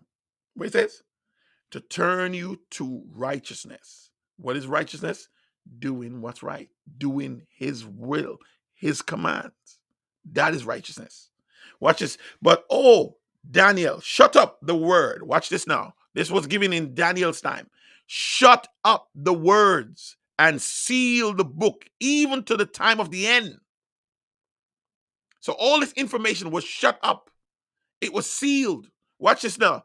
Many shall run to and fro, and knowledge shall be increased. Are you not at the place where knowledge is increased? You think about the information highway that we have today. Daniel never had that. Your ancestors never had that. Knowledge has increased. Knowledge of the truth about the Most High God has increased. Watch this now. Verse 5. Then I, Daniel, looked, and behold, there stood other two, the one on the side of the bank of the river, and the other on the side of the bank of the river. And one said to the man clothed in linen, which was upon the water of the river, how long shall it be to the end of these wonders? How long shall it be? Okay. And I heard the man clothed in linen, which was upon the water of the river, when he held up his right hand, and he lift hands unto heaven, and swear by him that liveth forever, that it shall be a times and half, and when he shall have accomplished to scatter of the all these things shall be finished. Time and half for time. I'm not going to get into that with you right now. And I heard, but I understood not. Then said I, O my Lord, O my Adonai, what shall be the end of these things? So what shall be the time of these things, and what shall be the end of these things? And he said, go your way, Daniel. For the word are closed up and sealed till the time of the what? The end. Many shall be purified and made white and tried, but the wicked shall do wickedly, and none of the wicked shall understand, but the wise shall understand. So you see why people can't get this? If you are here today, I want to say a happy Shabbat to you. You were chosen to be here today because you're receiving an information. The question is, will you be wicked or will you be wise? None of the wicked shall understand. None of the wicked shall understand. But wicked shall become wickeder. We're creating laws in this country that perpetrate wickedness. And then we say this is a Christian country. If you're a Christian, if you're so-called Christian country, your laws can't be against the laws of God. How can your laws be against the law of God? And there's no law that trumps the law of God. So that's how you know if they speak not according to this word, this law, that is because there's no truth in them. That's what the prophet Isaiah said. If they speak or not according to the law and the testimony, that's because there's no truth in them. So you can't make laws against the laws of God and say you have truth. That's why I know Christianity is not of the truth, because Christianity make a law that you worship and keep holy Sunday. And Sunday is your day of worship and holy convocation. Sunday is in violation of the 10 commandments. And you ask any Christian today, anyone, do you believe in the 10 commandments? And they will tell you yes. They will tell you yes. I believe in the 10 commandments. But the 4th commandment says, remember the Sabbath day to keep it holy. 6 days shall thou labor and do all thy work, but the 7th day is the Sabbath of who? Of the Adonai Elohim. Whose Sabbath it is? His. In it shalt thou do no work. You, nor your son, nor your daughter, manservant, nor maidservant, nor your captives, nor your strangers that is within thy gates. Why? For in 6 days the Most High God makes the heavens and the earth, the sea, and all that in them is. He rested on the seventh day. Wherefore he blessed the Sabbath day and hallowed it. So you ask a Christian today, why are you not keeping the Sabbath day holy? And they will tell you what they was taught by their pastors, preachers, religion. Sabbath is done away with. And they will tell you, they will literally tell you, that is for the Jews. Or they'll say that is Old Testament. Because you see, what Christianity make you think and make you believe is that Old Testament is done away with. You just needed to learn some things. And if it's for your learning, then what are you learning? You're supposed to be learning how the Most High God operates and his dealings with man. All right, let's continue here.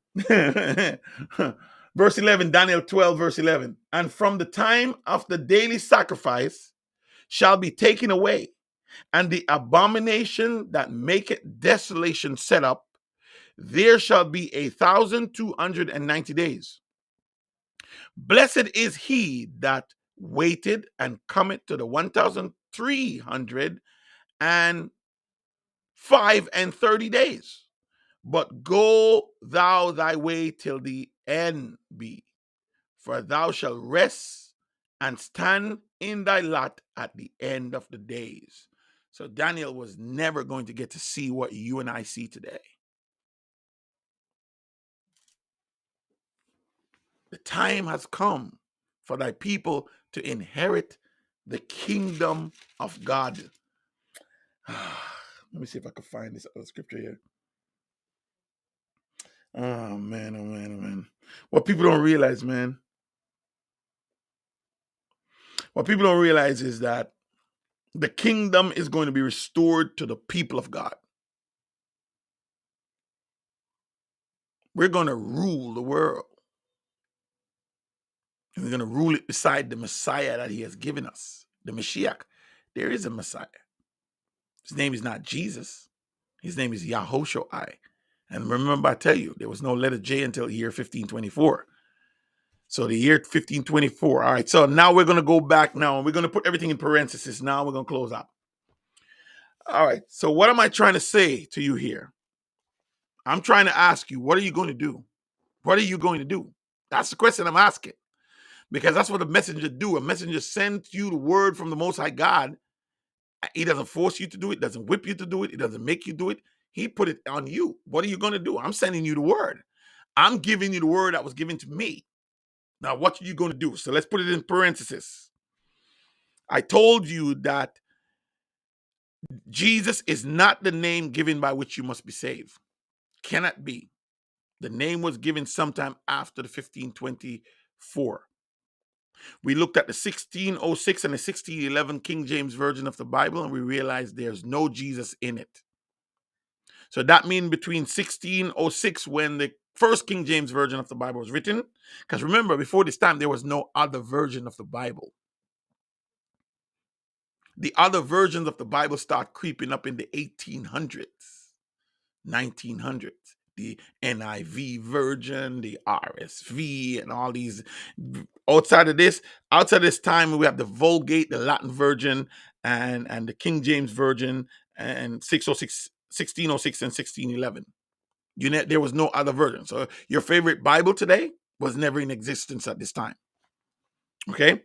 So now we realize from 1611 that there was no letter J, till sometime after the year 1524. But we know that it didn't enter the Bible 1606 and 1611 at the King James Version, the two different King James versions of the Bible. 1619 was when the first slaves entered the United States of America. Within that time, they started being indoctrinated about Jesus. The ship came over and got them, Jesus, and they started to be indoctrinated about the God Jesus, the white man with blonde hair, blue eyes. So now I want you to look at a slave who see these white men coming into their town with weapon of mass destruction, and they shooting this thing, and somebody dropped dead over there. They're magical creatures. They look different. They never seen white. Imagine never seeing a white person before. And the first thing you know is that he shot something and you drop dead. When you shoot an arrow, in our culture, you shoot an arrow, you can see the arrow going. But now they shooting a weapon, and they go pow, you hear this loud sound, and then somebody drop dead. All of a sudden, you start seeing godlike creatures, and they're telling you about this Jesus who is their God, and they're painting the pictures and all these things to indoctrinate you. So now you think the God of the white man is more powerful than the God of your culture. You submit because you have no weapons. You can't beat them. And if you know anything about war, there's always a deity behind a government. Always. So if you don't realize that, then you're not doing your history. There's always a deity behind a government. That's why the Egyptians serve Ra and 300 other gods that they serve.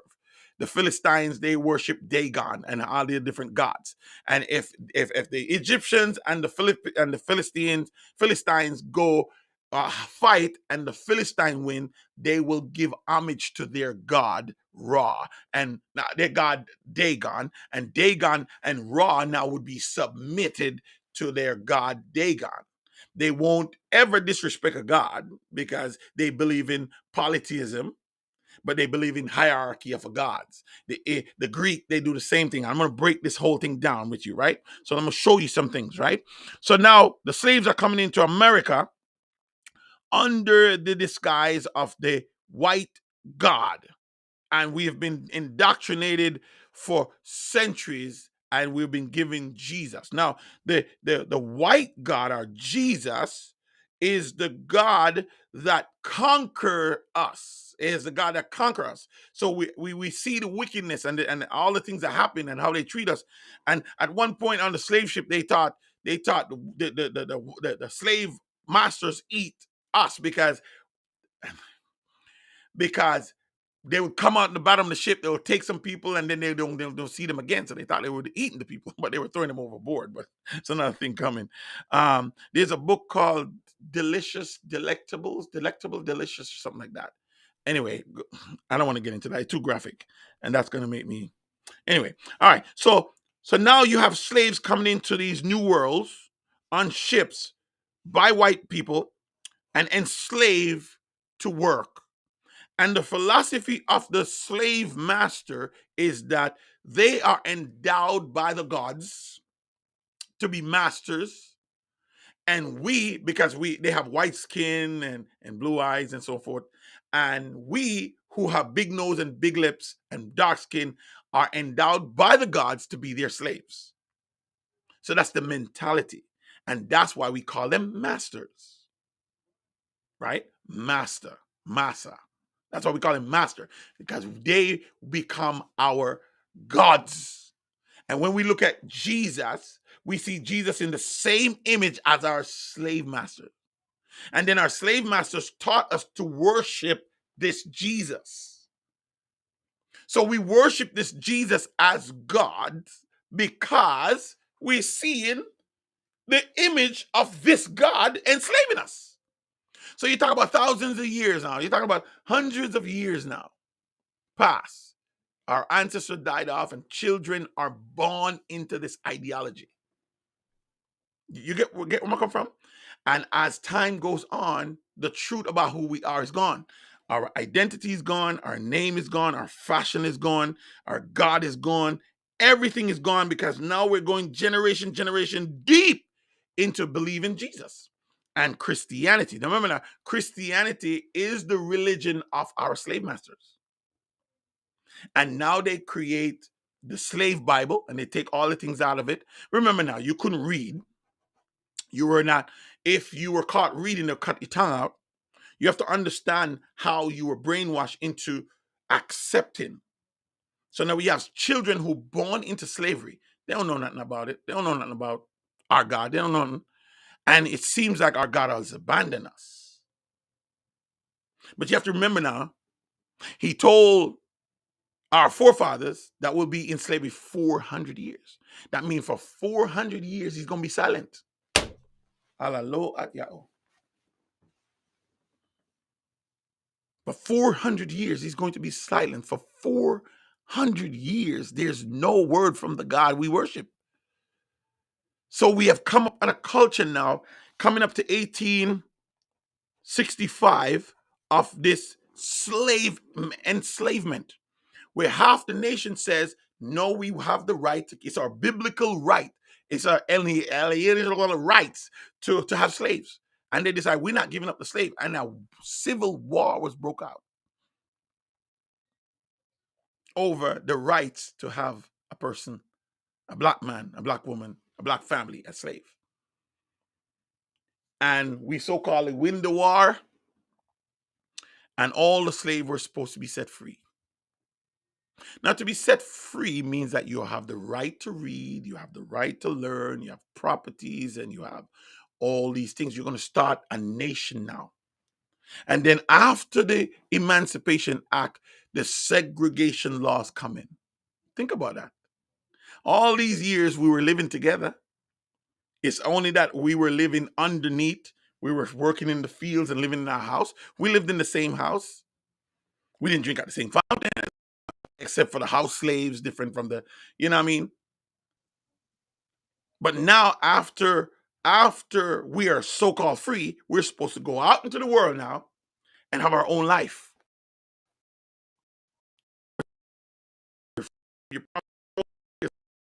That's how you have economics. But we had no economics because you can't read, you can't write. Jim Crow's laws start coming in. If you go over there, somebody's gonna catch you. You probably get out. That all the slaves are free. And you have to understand all the laws that, oh man, segregation, redlining, all these laws that come up, the prison system now, how they re-slave us, saying, okay, if they go to jail, then we have the right to enslave them. So all these laws start to be made, chumped up laws, stupid laws like if you're idling on the streets, you get arrested.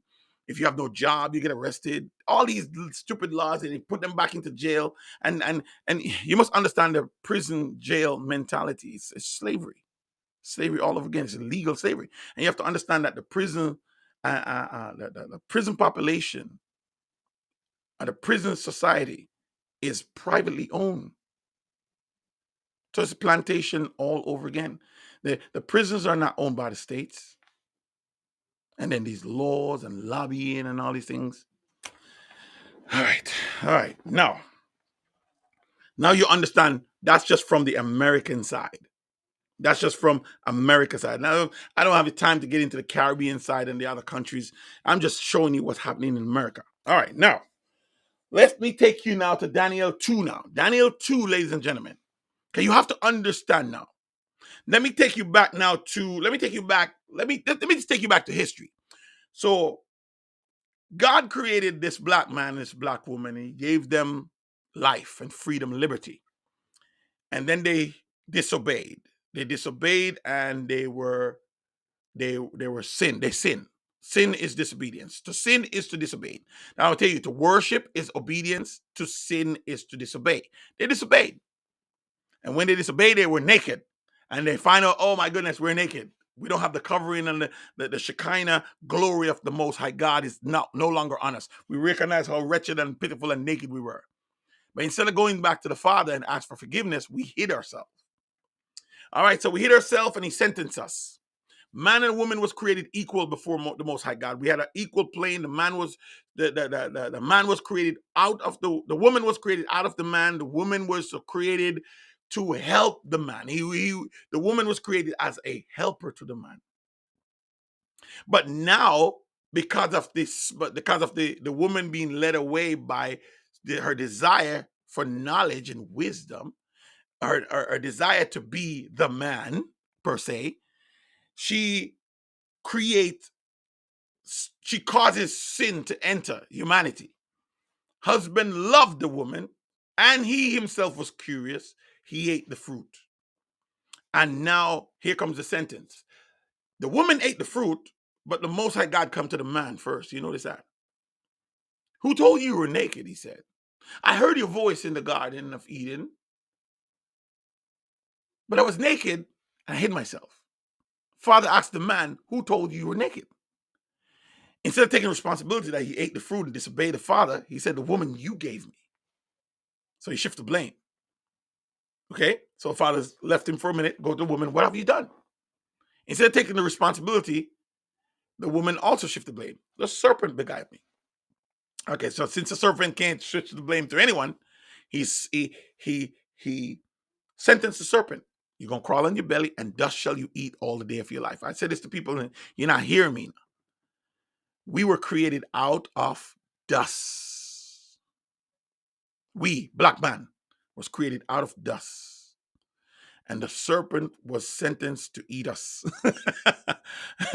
That's why the serpent hates us. Right? We were created out of dust, and the serpent was created to eat, sentenced to eat dust. But there's a hostility. A hostility. He said, I will put enmity between you, the seed, you and the woman. So where's the enmity? The enmity is between the serpent and the woman. Don't you forget this now. It's not between the serpent and the man. It's between the serpent and the woman. And he said, the seed of the woman shall crush your head, and you shall strike its heel. Get this, understand this, because it's going to open up your mind. So now the serpent knows that two things the serpent knows. The serpent knows that the woman is going to bear good and evil. The woman's going to bear a seed representing the seed of the serpent, or the seed of disobedience.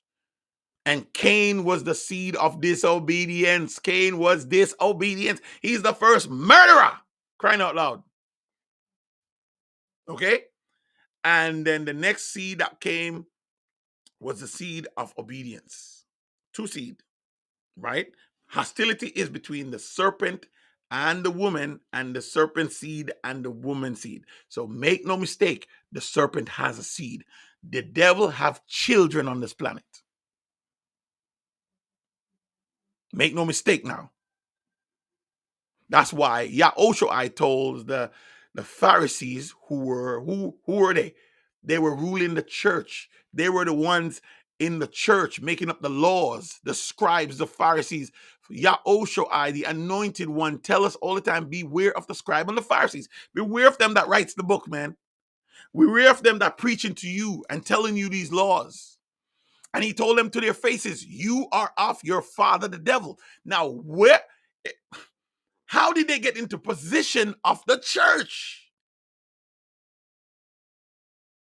They are of their father, the devil, but they're running the church. They're running your religion because the devil wants to control you, and he's controlling you through your belief system.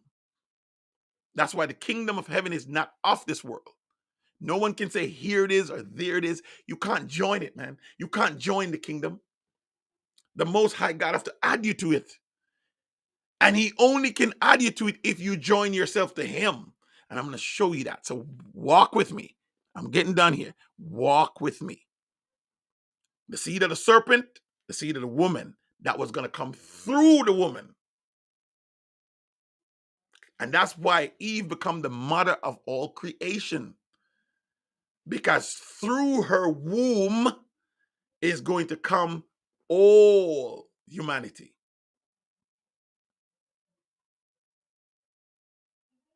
It's not good for the man to be alone, said the Most High God. I will make him a helper suitable for him. Alone. It's not good for the man to be alone. Of all creation, the Most High God said it's not good for the man to be alone. If you break the word alone down, it means all in one. It's not good for the man to be all in one. So I'm going to take out of him a woman that's going to help him bring humanity through life. Because no, you have to realize something. Adam and Eve was created. They weren't born. Cain was the first human being born into the world. The firstborn. And through the firstborn always come the issues of life today. Through the firstborn. And you can see that throughout the history of humanity. Watch this now. Watch this. So now, then here's another thing that most women hates this part. And then the Most High God said to the woman, your husband, listen now, never said this first at creation. He never said this first at creation when he created them. They were supposed to be equal. But after sin, your husband shall rule over you. Your husband shall rule over you. This is a punishment from the Most High God for women. Your husband shall rule over you. That's the reason why a man leave his father and mother to be united to his wife. Because what you must understand about this whole culture thing is that the father and the mother is the source. That's what father means. It means source. Your father and your mother is the source. You leave your source and you connect it to your husband, which becomes your source. That's why even in a marriage culture, you take on the name of your husband. You don't take the name. The husband doesn't take your name. You take the name of your husband, denoting ownership. That's why the slave masters gave us their name, denoting ownership. I rule over you. But we were supposed to rule in love. You see, if you notice something, ladies, the Most High God did not say that to the man. He did not say to the man, you must rule over your husband. He never said that to the man. He said that to the woman. So he wants you to understand something. Because you were not created for God, the Father. You were created for the man, your husband. It's not good for the man to be alone. Listen to me. If you're a single woman today, it is not good for you to be alone. This world has gone drive you mad because you go out there, you're working money, you got your own car, you got your own house. You think you're a man. You were never created to be a man. And that's one of the biggest problems with the world today. The woman wants to be a man. She wants to have the same authority like a man. He wants to rule over man. You have to see you are in disobedience. As long as you're in that place of rulership over a man, you're in trouble with the Most High God. You don't want to hear that, but it's what it is. And that's why these countries allow these things. And as you know, the women rights and freedom and all this woman shit. But hey, listen to me. The man is supposed to love the woman. He's supposed to love. I've been married 19 years, been with my wife 20 plus years. I love my wife. I don't rule over my wife as a dictator. I rule over my wife in love. And when you give a woman love, man, what she gives you in return is respect. You see, the world has driven us mad today, man. But anyway, all right. So going through the history now. So here this happened now. They all kicked out the garden. Cain went to build a city after his punishment. He didn't do what was right. Remember, I tell you, he was the child of disobedience. So he didn't obey God. Yahweh told him, if you do what's right, you will be accepted. But instead, he went and killed his brother, and then the father punished him. And he said, my punishment is too hard for me to bear. And the father said, put a mark on him and said, no one will kill you. Go. And he went. And what did he do? He built cities. The first city mentioned in scripture was built by a disobedient king. Cain was a king. A city is designed to take you away from the Most High God. People don't understand this. A city is designed to make you self-sufficient. Everything you need is in the city. You need a job, it's in the city. You need to buy clothes, you need food, it makes you self-reliant. That's what a city is built for. Self-reliant. You have no time for God in the city. You're too busy. Keep going. 24-hour stores, city. You come out into nature. Come out to the Garden of Eden, man. You're gonna see God. You're gonna see y'all. Okay? You see here the birds chirp. You're gonna see the stars, you see water, the lake. Your mind is more focused on your creator. But when you're in the city, You don't have time to focus on, because you go right into his apartment, you watch TV, you eat food, you go to sleep, you go back to work. After work, the weekends, you go to wash clothes, and you go buy more food, and you go to the clubs, and you hang out with people, and you do it all over again. And that's what your life is in the city. But when you come to the country, you're gonna find life, peace, harmony, Shabbat, true rest. Can't rest in the cities. Hearing gunshots, you're hearing alarms, siren. Can't rest. How are you going to rest in cities? It's not designed for rest. It's designed for you to constantly move. When you come out, you can truly rest. All right. Okay. So now, fast forward now to Noah. Go all the way to Noah. So the earth is populated, but the earth is not serving the Most High God. All the earth is mine, he says. And then he's looking at the earth and walking through the earth, because he always come down. What people don't realize, the Most High God always come down. And he comes down and he walks to the earth and search the hearts of every man, every human being on the planet. He searched the hearts. The heart is the mind, ladies and gentlemen. And he says, every inclination, every thought of the heart of the mind is evil all the time. In other words, they have their mind to not do that which is right. They will not obey.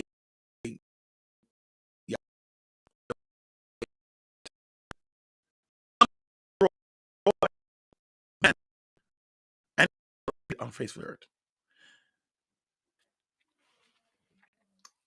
But there's a dilemma.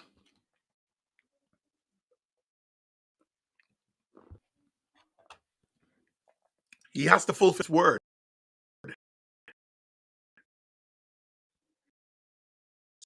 One guy on the planet that he found favor in his eyes.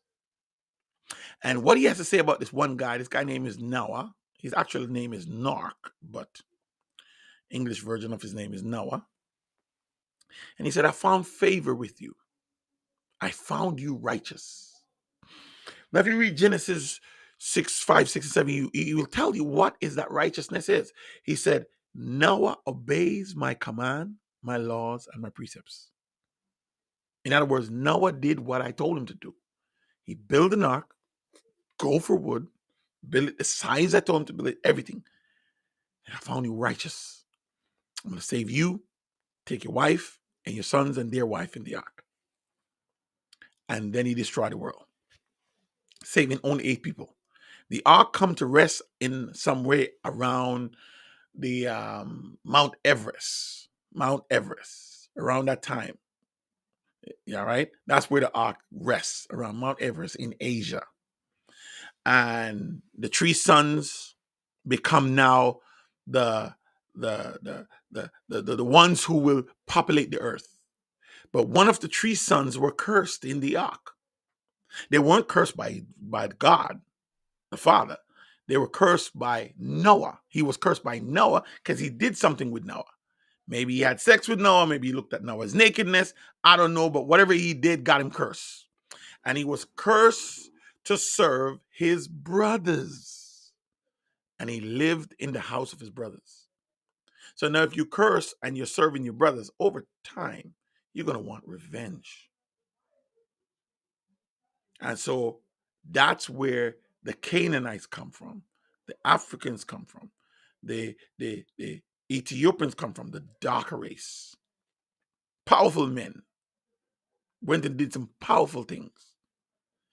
Enslave his brother later on. Because remember now, he was slave to his brother. So now, in the time of Egypt, he re-slave his brothers. Okay, he was slave to his brothers. So now he end up slaving his brothers that he slaved for. All right. So, hi, baby. How you doing? I'm almost done. My wife's looking for me now. I got up, shower, and I've been here. I haven't eaten all morning. I am hungry. All right. So, yeah. So, going back to Noah now. So, the earth is populated again. Right? The earth is populated again, but people are still not serving God. And this is why you have to watch the genealogy. And this one we got this one, and this one we got this one, and this one we got this one, and this one we got this one. And so you have to follow the bloodline. You have to follow now where the bloodline is. Where's the Most High God operating from? Which bloodline? He had three brothers. Which one? Definitely not Cain. Cain went off to his own. He was cursed. Japhet was there, but he's operating through Shem now. He's operating through Shem's bloodline. And from Shem bloodline comes through Abraham, which he called later on. But let's look at Ham's bloodline, who came Nimrod. Nimrod came out of Ham's bloodline, and Nimrod became a mighty hunter before Yahweh. What is a mighty hunter? He became so powerful, so strong, he became a god. That's what it means to be a mighty hunter before Yahweh, before God, a mighty hunter. So he put himself before God, and he got all the world to obey him. He was the first world leader. And in rebellion against the word of God. Remember, the word of God is to replenish the earth, right? Scatter throughout all the earth. They found a place in the plain in the east, and they decided to build a tower up to heaven. And the tower was that they were going to go up there and dethrone God. It was two reasons why they were building the tower. One, in total disobedience to God. And two, they wanted to go up there to dethrone him. And three, just in case God flood the earth again, they will be saved in their strong tower. And what did the Most High God do? He come down. He looked at what they were doing. And he said, all right, let's confound the language. All the earth speak one language, Kabari. Everybody speak and understand one language. The Most High God came down and he confound the language. And that's why you have Chinese, Japanese language, you have German, Russian, all these languages are confound of the language from that disobedience there. Some still speak the original language, but all the people were scattered around because all the people that speak the same language moved to different parts of the earth in Asia Minor. And that's where the earth started to be populated from. That's why if you look at the different languages, just look at the different language and see which part of the world they come from. Are they origin from? You're going to see they populate the land. But they populate the land with disobedience to the God who created heaven and earth. They couldn't understand each other, but they were still in rebellion against God. So how did they communicate if they couldn't understand with each other? Yes, ladies and gentlemen, they communicate through signs,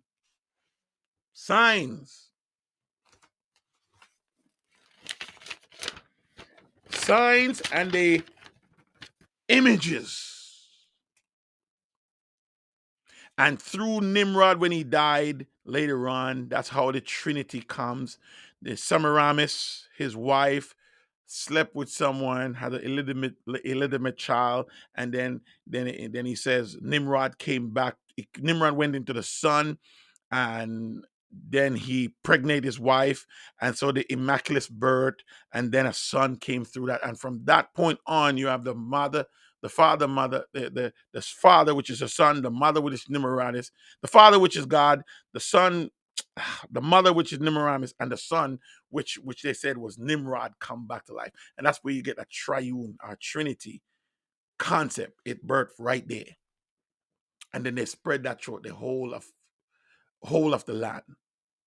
Nimrod, the god who died and came back in an immaculate birth. And that's where you get all of this come from. So now the earth starts to be populated with this Trinity triune God. That's why if you look at every nation on earth have a Trinity God, right? Except, later on, a la Muslim and so on and so forth, have a one God. All right, now we reach now to Abraham. Abraham lived in the land of the Chaldeans. The Chaldeans believe it was a Canaanite, Canaan. It was Baal worship. Baal worship was the worship of the sun. Okay, the sun god. That's where he lived. His father was pagan. His lineage was pagan. But there's something about Abraham. It was said that Abraham burned down his father's pagan god's storage room. The Most High God may have saw that and called him and say, "Hey, listen to me. I am the God. I am the only true God. I'm gonna make a covenant with you." And so this was for one of the second time you hear the word covenant. The first time you hear the word covenant in the scriptures is when after Noah and the animal came out the ark, the Most High God put a rainbow in the sky, and he says, "The rainbow is my covenant, everlasting covenant." He says, "With you and everyone in the ark, all flesh." That, ladies and gentlemen, if you have seen a rainbow and you can actually identify that you've seen one, you weren't around for the flood, but if you see a rainbow, that is the promise of the Most High God that he will never flood the earth with a worldwide flood again. It's an everlasting promise. It's a covenant. And the mere fact that you see it, that he made the covenant with you because you were in the ark, you just was in the bowl, the womb of the man. All right. So now, second time you hear the word covenant now is when he's going to make a covenant with Abraham. Now, the covenant, ladies and gentlemen, a covenant is a contract. So the relationship between you and the Father is not based upon just some relationship. You meet somebody, you like them. No, it's based upon a covenant, and people don't realize this. Let me show you a scripture here. Psalms 89. Go to Psalms 89. Psalms 89 and verse 34. Psalms 89 and verse 34 says this. It says, "My covenant will I not break, nor alter the things that gone out of my lips." So this is Most High God is telling you, when I make a covenant, it's everlasting. I'm not going to break it. And he also said, "I will not change my words. I will not alter the things that have gone out my mouth." Right?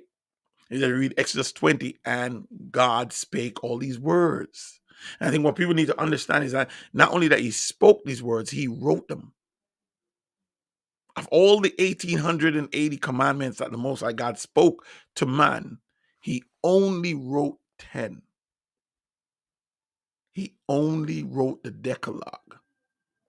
Every other command he spoke, but the 10 commandments he wrote them, and he's rewriting them today in the hearts of the believers. Jeremiah 31. Let's see. Jeremiah 31 and verse 33. "But this shall be the covenant that I will make with the house of Yahusharal." So you must understand who he's making this covenant with. The house of Yahusharal, "After those days, saith Yahweh, I will put my laws in their inward parts and write it in their hearts, and will be their God, and they shall be my people. And they shall not teach no more every man his neighbor and every man his brother, saying, Know Yahweh, for they shall all know me, from the least of them to the greatest of them, saith Yahweh, for I will forgive their iniquities and I will remember their sins no more." So there's a couple of things you got to understand. He's going to write his laws in our minds and hearts. He's going to be our God and we're going to be his people. And you got to understand, at this point, we're not his God. And he's not our people because we have forsaken his laws. And this time right now, he's bringing us back to him. This is what it means to come back. This is what repentance means. Repentance means to return to me, come back to me. But before you can come back to me, I have to let you know who you are to me. The covenant relationship I have with your forefathers, and his descendants, which you are his descendants. All right. So speeding up now. So Abraham make a covenant with the Most High God. A covenant is a contract. And you have to understand that within that contract, he was going to have a son. And the son, he's going to do his covenant with his son and the descendants after him, right? But Abraham and his wife went ahead and did something. They used a surrogate mother and they got Ishmael. Now, Ishmael is the firstborn of Abraham, but not the seed of the promise. He's the seed of Abraham. So he has the haplogroup in him, he has the DNA in him, but he's not the seed of the promise. The seed of the promise is with Isaac. Now, Isaac has two children. And the first one is Esau. Is Esau? Esau and Jacob. Yeah, Esau and Jacob. Yes, Esau and Jacob. But the promise is not with Esau. The promise is with Jacob, who later becomes Israel, which is Yahushua, right? Jacob ended up having 12 kids, 12 children, 12 boys with 4 different women. And this tribe, these 12 become the firstborn of the Most High God. You get it? So that's what you have to understand. So the promise is with Isaac, not with Ishmael. The promise is with Jacob, not with Esau. The promise is now with Jacob and the 12 tribes, which is in turn become the 13 tribes after Joseph came into Egypt. And Joseph had 2 sons. And because of what Reuben did, he lost his birthright. And the 2 sons of Joseph was adopted. So there was 14 altogether. And then the Most High God took unto himself Levite. Levite was the descendants of Levite was unto himself. So that makes 13 tribes, not 12. And these 13 tribes,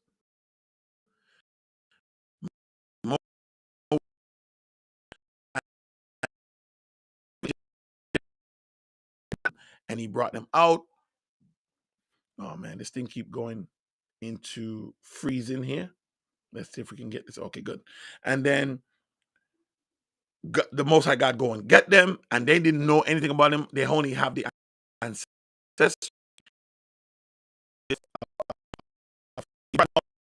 to the wilderness. He sent Marsha in there, and he said, "Go get them." They come out, and in Exodus 16, Exodus 19, he restored his Sabbath to them. And he said, "I'm going to make a sign with you, our covenant." And the Sabbath was a covenant and a sign that they may know that he is God who made them holy. So that's the first thing he restored. The first covenant he gave them after they come out of Egypt was the Shabbat, the Sabbath day, the 7th-day Sabbath, the weekly 7th-day Sabbath. Then after that, he made them wash them clothes and clean up themselves. And then he sanctified them. And then he came down on Mount Sinai and he gave them the 10 commandments. Are the 10 words. Some culture and some religion try to tell you that these 10 words were taken out of Egypt. Trust me, it was not. It was written by the hands of the Most High God, spoken on 2 tablets of stone, handed down to Marsha to give to the people. Matter of fact, if you read the scriptures, the Most High God spoke these words himself. They heard it. All the people heard the word. And they were so afraid. Exodus 19, Exodus 20. They were so afraid that when they hear the word, they said, "Do not let him talk to us unless we die." And that's how we become with a mediator. Because the Most High God wanted to talk to us like he always done. But we're afraid of hearing his voice. And so we always wanted a mediator. And Moses became the mediator between Yahweh and us. And through that whole process, we have judges. After Moses and Joshua, we have judges. And so the Most High God was speaking through us through judges. And after that whole process done, he was speaking to us through prophets. See, because we can't bear to hear what he has to say. And he was speaking us through, and our life has been like this, up and down like this. Because, the kings will come and then before we even have kings, we had judges, we had prophets, and then the people said, "We don't want God to be our king." They reject the Father as king. They wanted a king over them. Why? Because they're looking around the nation and say, the nation has kings, but we don't have no king. We want a king. We want a kingdom. And that's how that happened. It wasn't intended like that. It was intended that Yahweh is our king, and Yahweh will be the one we live and have our being in.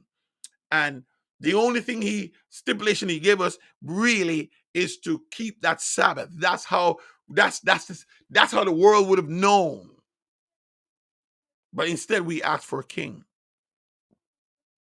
And even after he told us what a king's going to do to us, we're going to work as indentured servant. He's going to take the best of our fields and so on and so forth. We still say we want it. And so he created Saul for us. Saul was our first king. And then, Saul was a wicked king. And then he created David, and David became a man of his own heart. And then from David's line, he made a promise that David will always have a line on the throne. And that's where Yahushua come in, the anointed one who's going to sit on David's throne forever. So you take that whole process now in and out of the different kings. Some serve God, some didn't serve God. And every time the kings would bring or lead the people into rebellion against God, he would send soldiers and armies from the north and armies from the east, and they would destroy our people and kill off some of our people and sell them into slavery and so on and so forth. And just back and forth, back and forth. And he will raise up a king, and another king will come and restore the laws and restore everything, and we'll have peace 40, 50 years. And after that king die, another king will come and go against God, and same thing, up and down, roller coaster. Finally, come to Babylon now. Babylon in Daniel chapter 2. So Babylonian kingdom. Finally, come to the Babylonian kingdom now. So where the Babylonian kingdom came, and they destroy the temple of God, and they take us into slavery into Babylon. And we've been in Babylon this time now. So at this time now we're in Babylon. I'm chasing the lineage, guys. I want you guys to see who you are and where you come from. So this time now we're in Babylon. You go to Daniel, we're in Babylon. And Nebuchadnezzar destroyed Babylon, destroyed our kingdom, took us into slavery, burned the house of God, took all the articles to put in his God's house. Oh, I'll tell you, boy, it was disgrace. And that's because of our disobedience, our lack of repentance. All right, come on. Okay, here we go. And so, let me just give you some history here. And so in the Babylonian kingdom now, after we were there, Daniel and Shadrach, Meshach, and Abednego, they get some privilege in the kingdom and so on and so forth. And then the king would make laws that we can't obey. And, Shadrach, Meshach, and Abednego was thrown in the fire, and the Most High God came and rescued them. You know the story. But let's go back to Daniel now. So Daniel 2, we see the Babylonian kingdom. And if you look at the historical evidence of this, you go and see that the Babylonian kingdom was a true kingdom. We find archaeology finds and all the different archaeology digs. Babylonian kingdom history records it. Lasted from 605 to 538 BC. And then just as Daniel chapter 2, the Most High God has shown the Babylonian kingdom what was going to happen from his kingdom to the end of the earth. What's going to happen from his kingdom to the end of the earth. You have to read Daniel chapter 2 and read it in its entirety. And you'll see the head of gold, the statue with the head of gold, chest and arm of silver, belly and thigh of brass, legs of iron, feet of partly iron and clay. And we're in the toes now. We're in the time of the toes of the feet. The kingdom of heaven is about to come. It's going to be really amazing. I would love to be here to see it. I'm praying that I'll be here to see it. All right, so 605 to 533 BC was the Babylonian kingdom. According to the prophecy, a kingdom less than his kingdom will defeat him. We see that from 538, 539 to 531 BC, the Medes and the Persian kingdom destroy or defeat the Babylonian kingdom, just like the Most High God says. The Medes and the Persians were of silver. If you look at the historical findings, historical evidence, you will see that. Then after the Medes and Persians, another kingdom that is inferior to that kingdom will arise. And we're talking about world rulership. Babylonian kingdom ruled the world. The Medes and the Persians ruled the world. Then the Greek Empire ruled the world. Alexander the Great destroyed every nation known to man. From 331 BC to 168 BC. And if you read Daniel chapter 4, you will see how the Most High God said that kingdom would dissipate, how Alexander would not have an heir, and his 4 generals will be everything just right to the T. It's just crazy. Then after that comes an inferior kingdom. Inferior to Greece was Rome, but Rome was going to destroy Greece. Rome destroyed Greece in 168 BC. Now you must understand something, ladies and gentlemen. Each kingdoms are inferior to the Babylonian kingdom. The Babylonian was the head of gold. The Medes and the Persians were silver. The Greek kingdom was brass. Each kingdom are inferior. It signifies a couple of things in terms of understanding and going away from the Most High God, the morals and stuff like that. So we talk about the Babylonian kingdom. If you look at Nebuchadnezzar, he recognized that the God of heaven, or the God of Daniel, was the true God. And he made a law that anybody ever speak against the God of Daniel would be brought into pile of rubbles, right? So you can see that he set up a law protecting the honor of the God of heaven. But the Medes and the Persians didn't do that. Even though Cyrus the Great issued a decree to free them to go back and build their temple, but he never, if you look at the real history, he never supported it. But you got to look at the history of that. But I'm not going to get into that right now for sake of time. And then when Greek Empire come in, so all this time, even though they were given opportunity to go back and build a temple, they were not free. The people of God was slave in Babylon. They were slave in the Persian kingdom. They were slave in the Greek kingdom, and now they're being slaved in the Roman kingdom. The only difference, if you understand how Rome does things, like if you look at when the Babylonian come to town, they destroy everything, mash up the whole country, and then they take the precious golds and the precious jewelry and the precious mines, and they bring them back to Babylon. Same thing with the Persian kingdom. They do the same thing. Same thing with Greece. They would go destroy, and then they take all the information back to their capital. Not so with Rome. Not so with Rome. When Rome destroy and conquer a nation, they set up the Roman government in that nation. So if Rome destroys, let's say Rome conquers Germany, they will set up their government in Germany. So the German people would get their opportunity to be German, to still operate like German, but under the rulership of Rome. That's how Rome operate. Colonization. It's the first empire that colonized people. And that's what makes Rome different from any other nation on the planet, because they understand colonization. That's why they were able to conquer and conquer.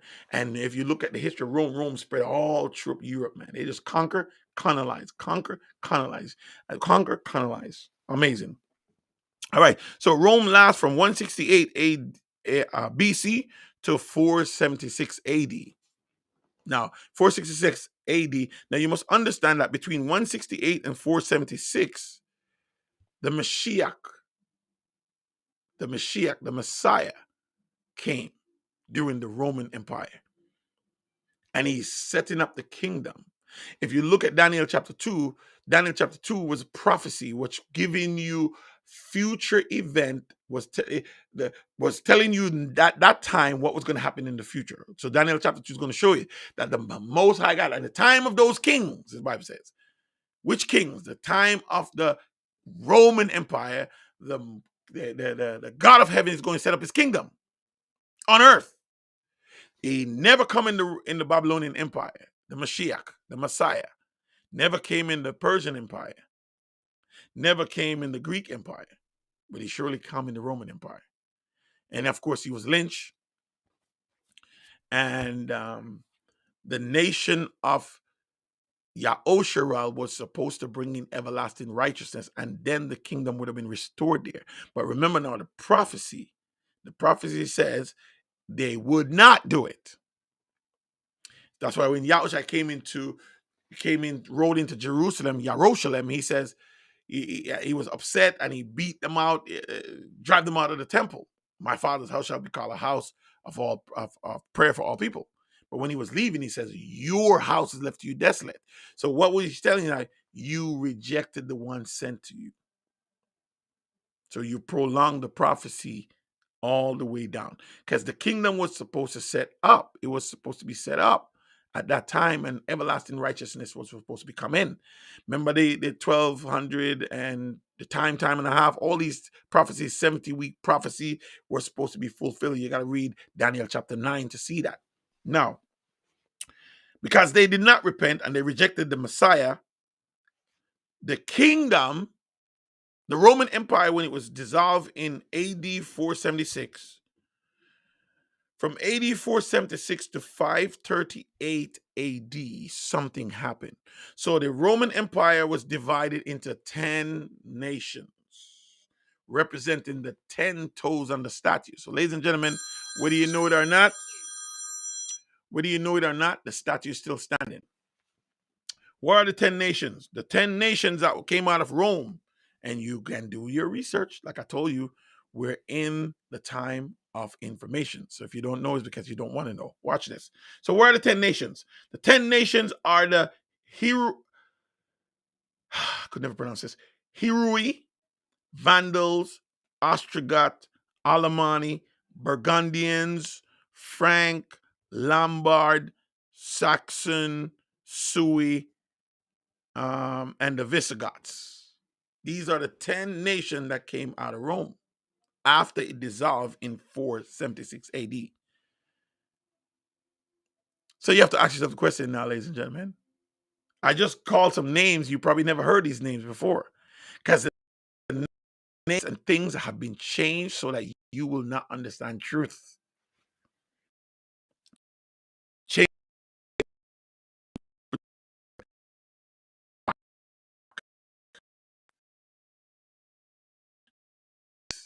Alanis. Who are the Alanis?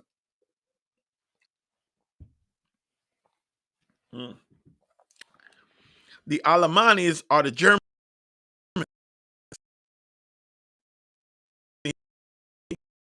If you don't know that, Germany is wrong. Who are the Burgundians today? The Burgundians are the Swiss. Switzerland is Rome, ladies and gentlemen. Who are the Franks today? The Franks are the French. France is Rome. Whether you believe it or know it or understand it or want to accept it, France is Rome. Who are the Lombards today, ladies and gentlemen? The Lombards are the Italians. Italy is Rome. Who are the Saxons today, ladies and gentlemen? The Saxons is England. England is Rome. Who are the Suis today, ladies and gentlemen? The Suis are Portuguese. Ladies and gentlemen, Portuguese is Rome. Who are the Visigoths today, ladies and gentlemen? The Visigoths are the Spaniards. The Spaniards are Rome. I just mentioned 7 of the 10 toes. Where are the other 3 toes? The Herui was completely annihilated in the year 493 AD. They're extinct. If you don't think nations are extinct, then you're not reading your Bibles. The Most High God used the children of Yahusha to destroy 7 nations. Nation has been extinct, ladies and gentlemen. You just don't know about it, but it has. Perizzites, Amorites, Amalekites, Jebusites, they're all gone. and read your Bible. So where are the Vandals today? That's where we get the word vandalism from. Where are the Vandals today? They've been extinct in the year 534 AD. What about the Ostrogoths? Where are the Ostrogoths today? They've been extinct in the year 538 AD. So I know the next question you're supposed to be asking me right now is, who extinct these nations? Yes, ladies and gentlemen. If you read the prophecy of Daniel 7, Daniel 2, you will Daniel 2, 4, 5, 6, 7. If you read Daniel 2 to Daniel 9, you will see this just play out right in front of your eyes. The papacy, or popery, stepped on the throne of the ruined empire in the year 538 AD, after the destruction of the Visigoths.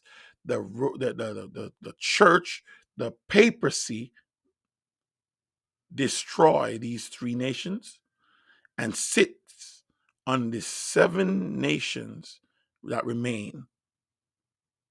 The papacy now is the head or the ruler of Rome. This is why they call the Catholic Church the Church of Rome. Rome is still alive and well. Still alive and well. That's where you get Christianity from. It comes from. We think Christianity come out of Rome. It doesn't come out of Rome. Christianity is Rome. Martin Luther, remember, we're going back to 1500 now. Martin Luther wrote the 99 or 95 theses, which he nails to the wall of the church, because he's found 95 or 99 things wrong. And the Catholic, the Lutheran was born. Here, these denominations came out of Rome. Just go look up the history, man. As people start coming out, that's how you have these denominations today of Christianity. But all these denominations that came out of Rome is Rome's children. They're called the children of Rome. And they all carry the mark of the Roman Empire. The mark of the Roman Church is the Trinity doctrine and Sunday worship. So as long as you believe in a triune God, 3 in 1, 1 in 3 persons, and you believe Sunday is the new day of worship and holy convocation, you are carrying the mark of the Roman Church.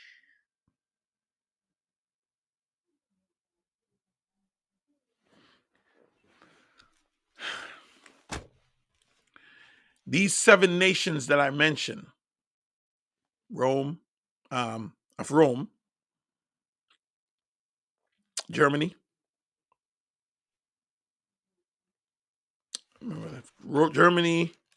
Switzerland,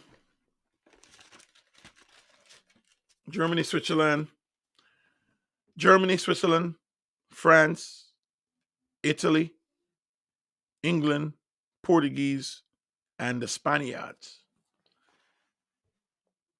has a direct line to the scattering of the children of Yahushua. The Atlantic slave trade was fueled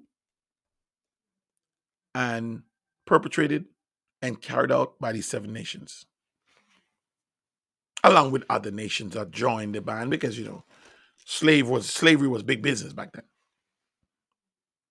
Okay? The nations of Rome, along with the papacy, has scattered the children of God throughout the entire world. These are the nations that the Father used to scatter us.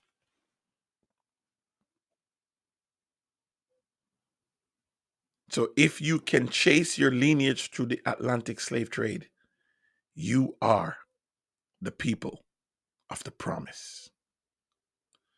And it is time. Our God is coming to get us. But here's the thing, ladies and gentlemen. Micah 2 tells us, and all through the Bible, he said, I will gather the children of Yahushua from the countries of which I have scattered them. Isaiah, all through the Bible, he's telling us this. All through the Bible.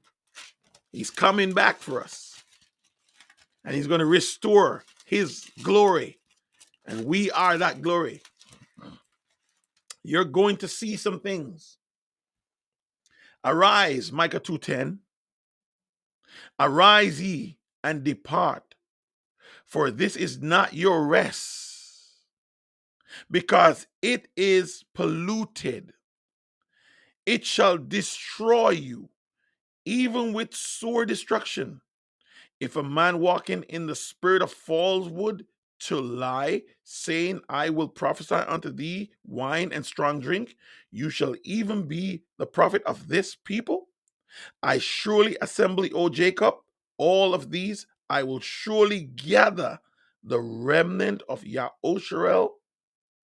I will put them together as the sheep of Bashan. As the flock in the midst of their fold, they shall make great noise by reason of the multitude of men. He's coming for us. But it's up to us to leave these lands.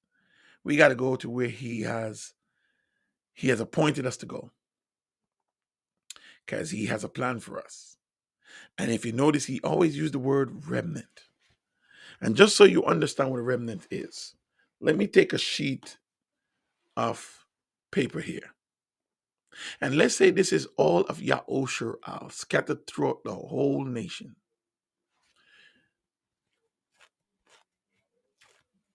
This is what he's going to take. This is what he's going to take, ladies and gentlemen. This is going to be left behind. And why? Why is he taking this? Because only a few people. Yahushua said, so it was in the time of Noah. So shall it be in his day. Noah preached for 120 years and only 8 people got saved. Whole world was destroyed. You know how they're going to keep you in these lands? Reparation. They're going to give you reparation. They're going to open up knowledge to you and you're going to invest. You're going to start making money. They're going to keep you right here.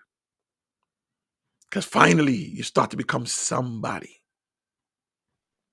And you don't realize the Most High God wants to make you into a nation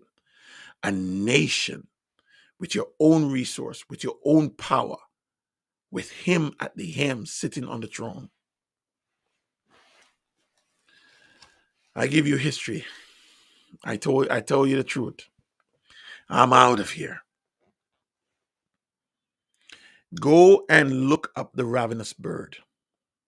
He sent the ravenous bird, a people from within his people to his people.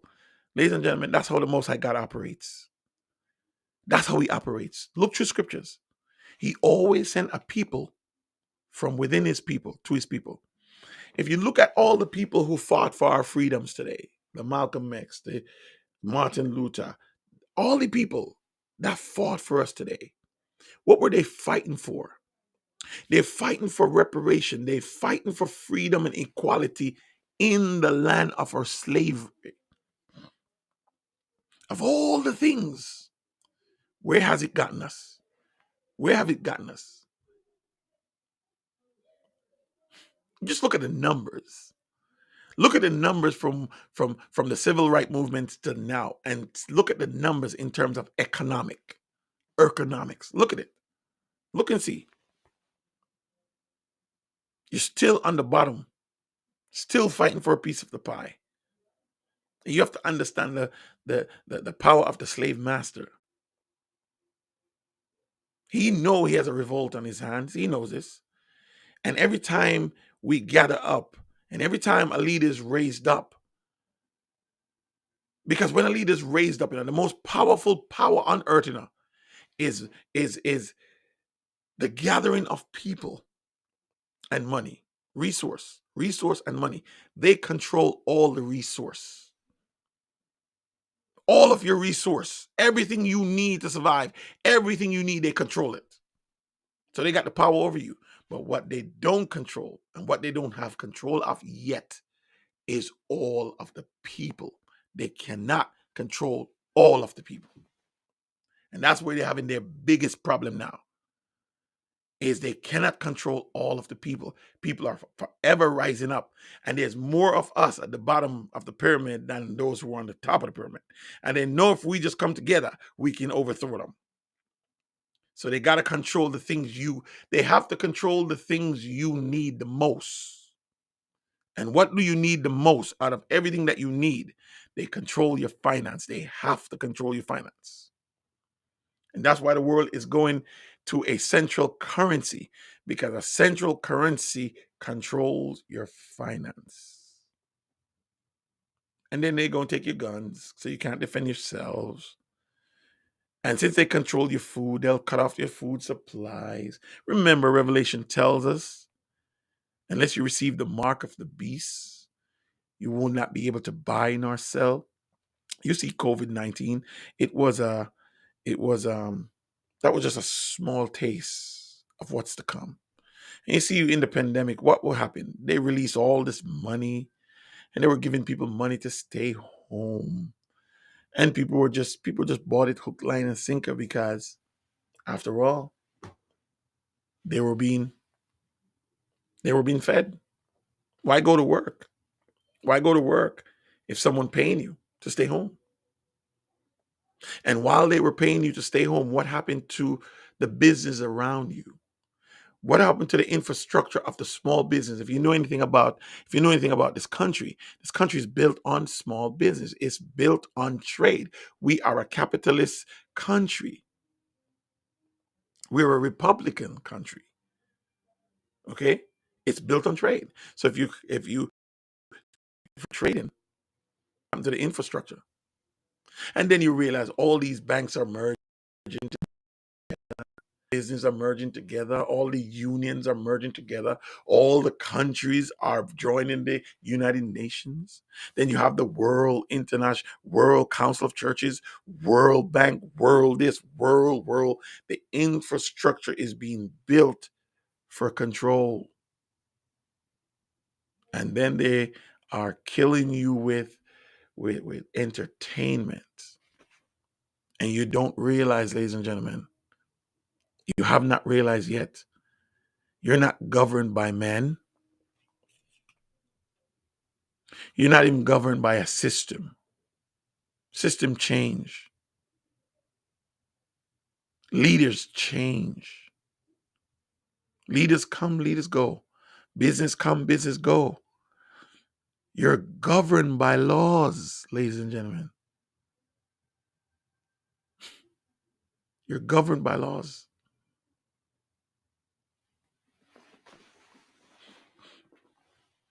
So if they get you not to obey the government of the God who created you, then whose laws are you obeying? Whose laws are you living by? They get you to forsake the laws of the Most High God. They get you to forsake the laws of the Most High God, but yet they give you their laws and you obey it. They get you to forsake the feast days of the Most High God, the holy days of the Most High God. But whose holy days are you keeping? Whose holidays are you keeping? I leave you with the scripture. Isaiah Yashayahu 8 verse 20. 8 verse 20. To the law and to the testimony, if they speak not according to this word, it is because there is no light in them. The choice is yours. My name is Meka Albania Osharao.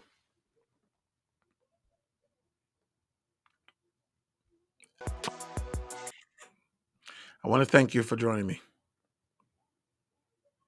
Appreciate you. I hope at the end of your life, you can look back and said, I believe I did something about it. Someone said, a wise man once said, when good people do nothing, that's when disaster strike. I just paraphrase that. All right. Peace out.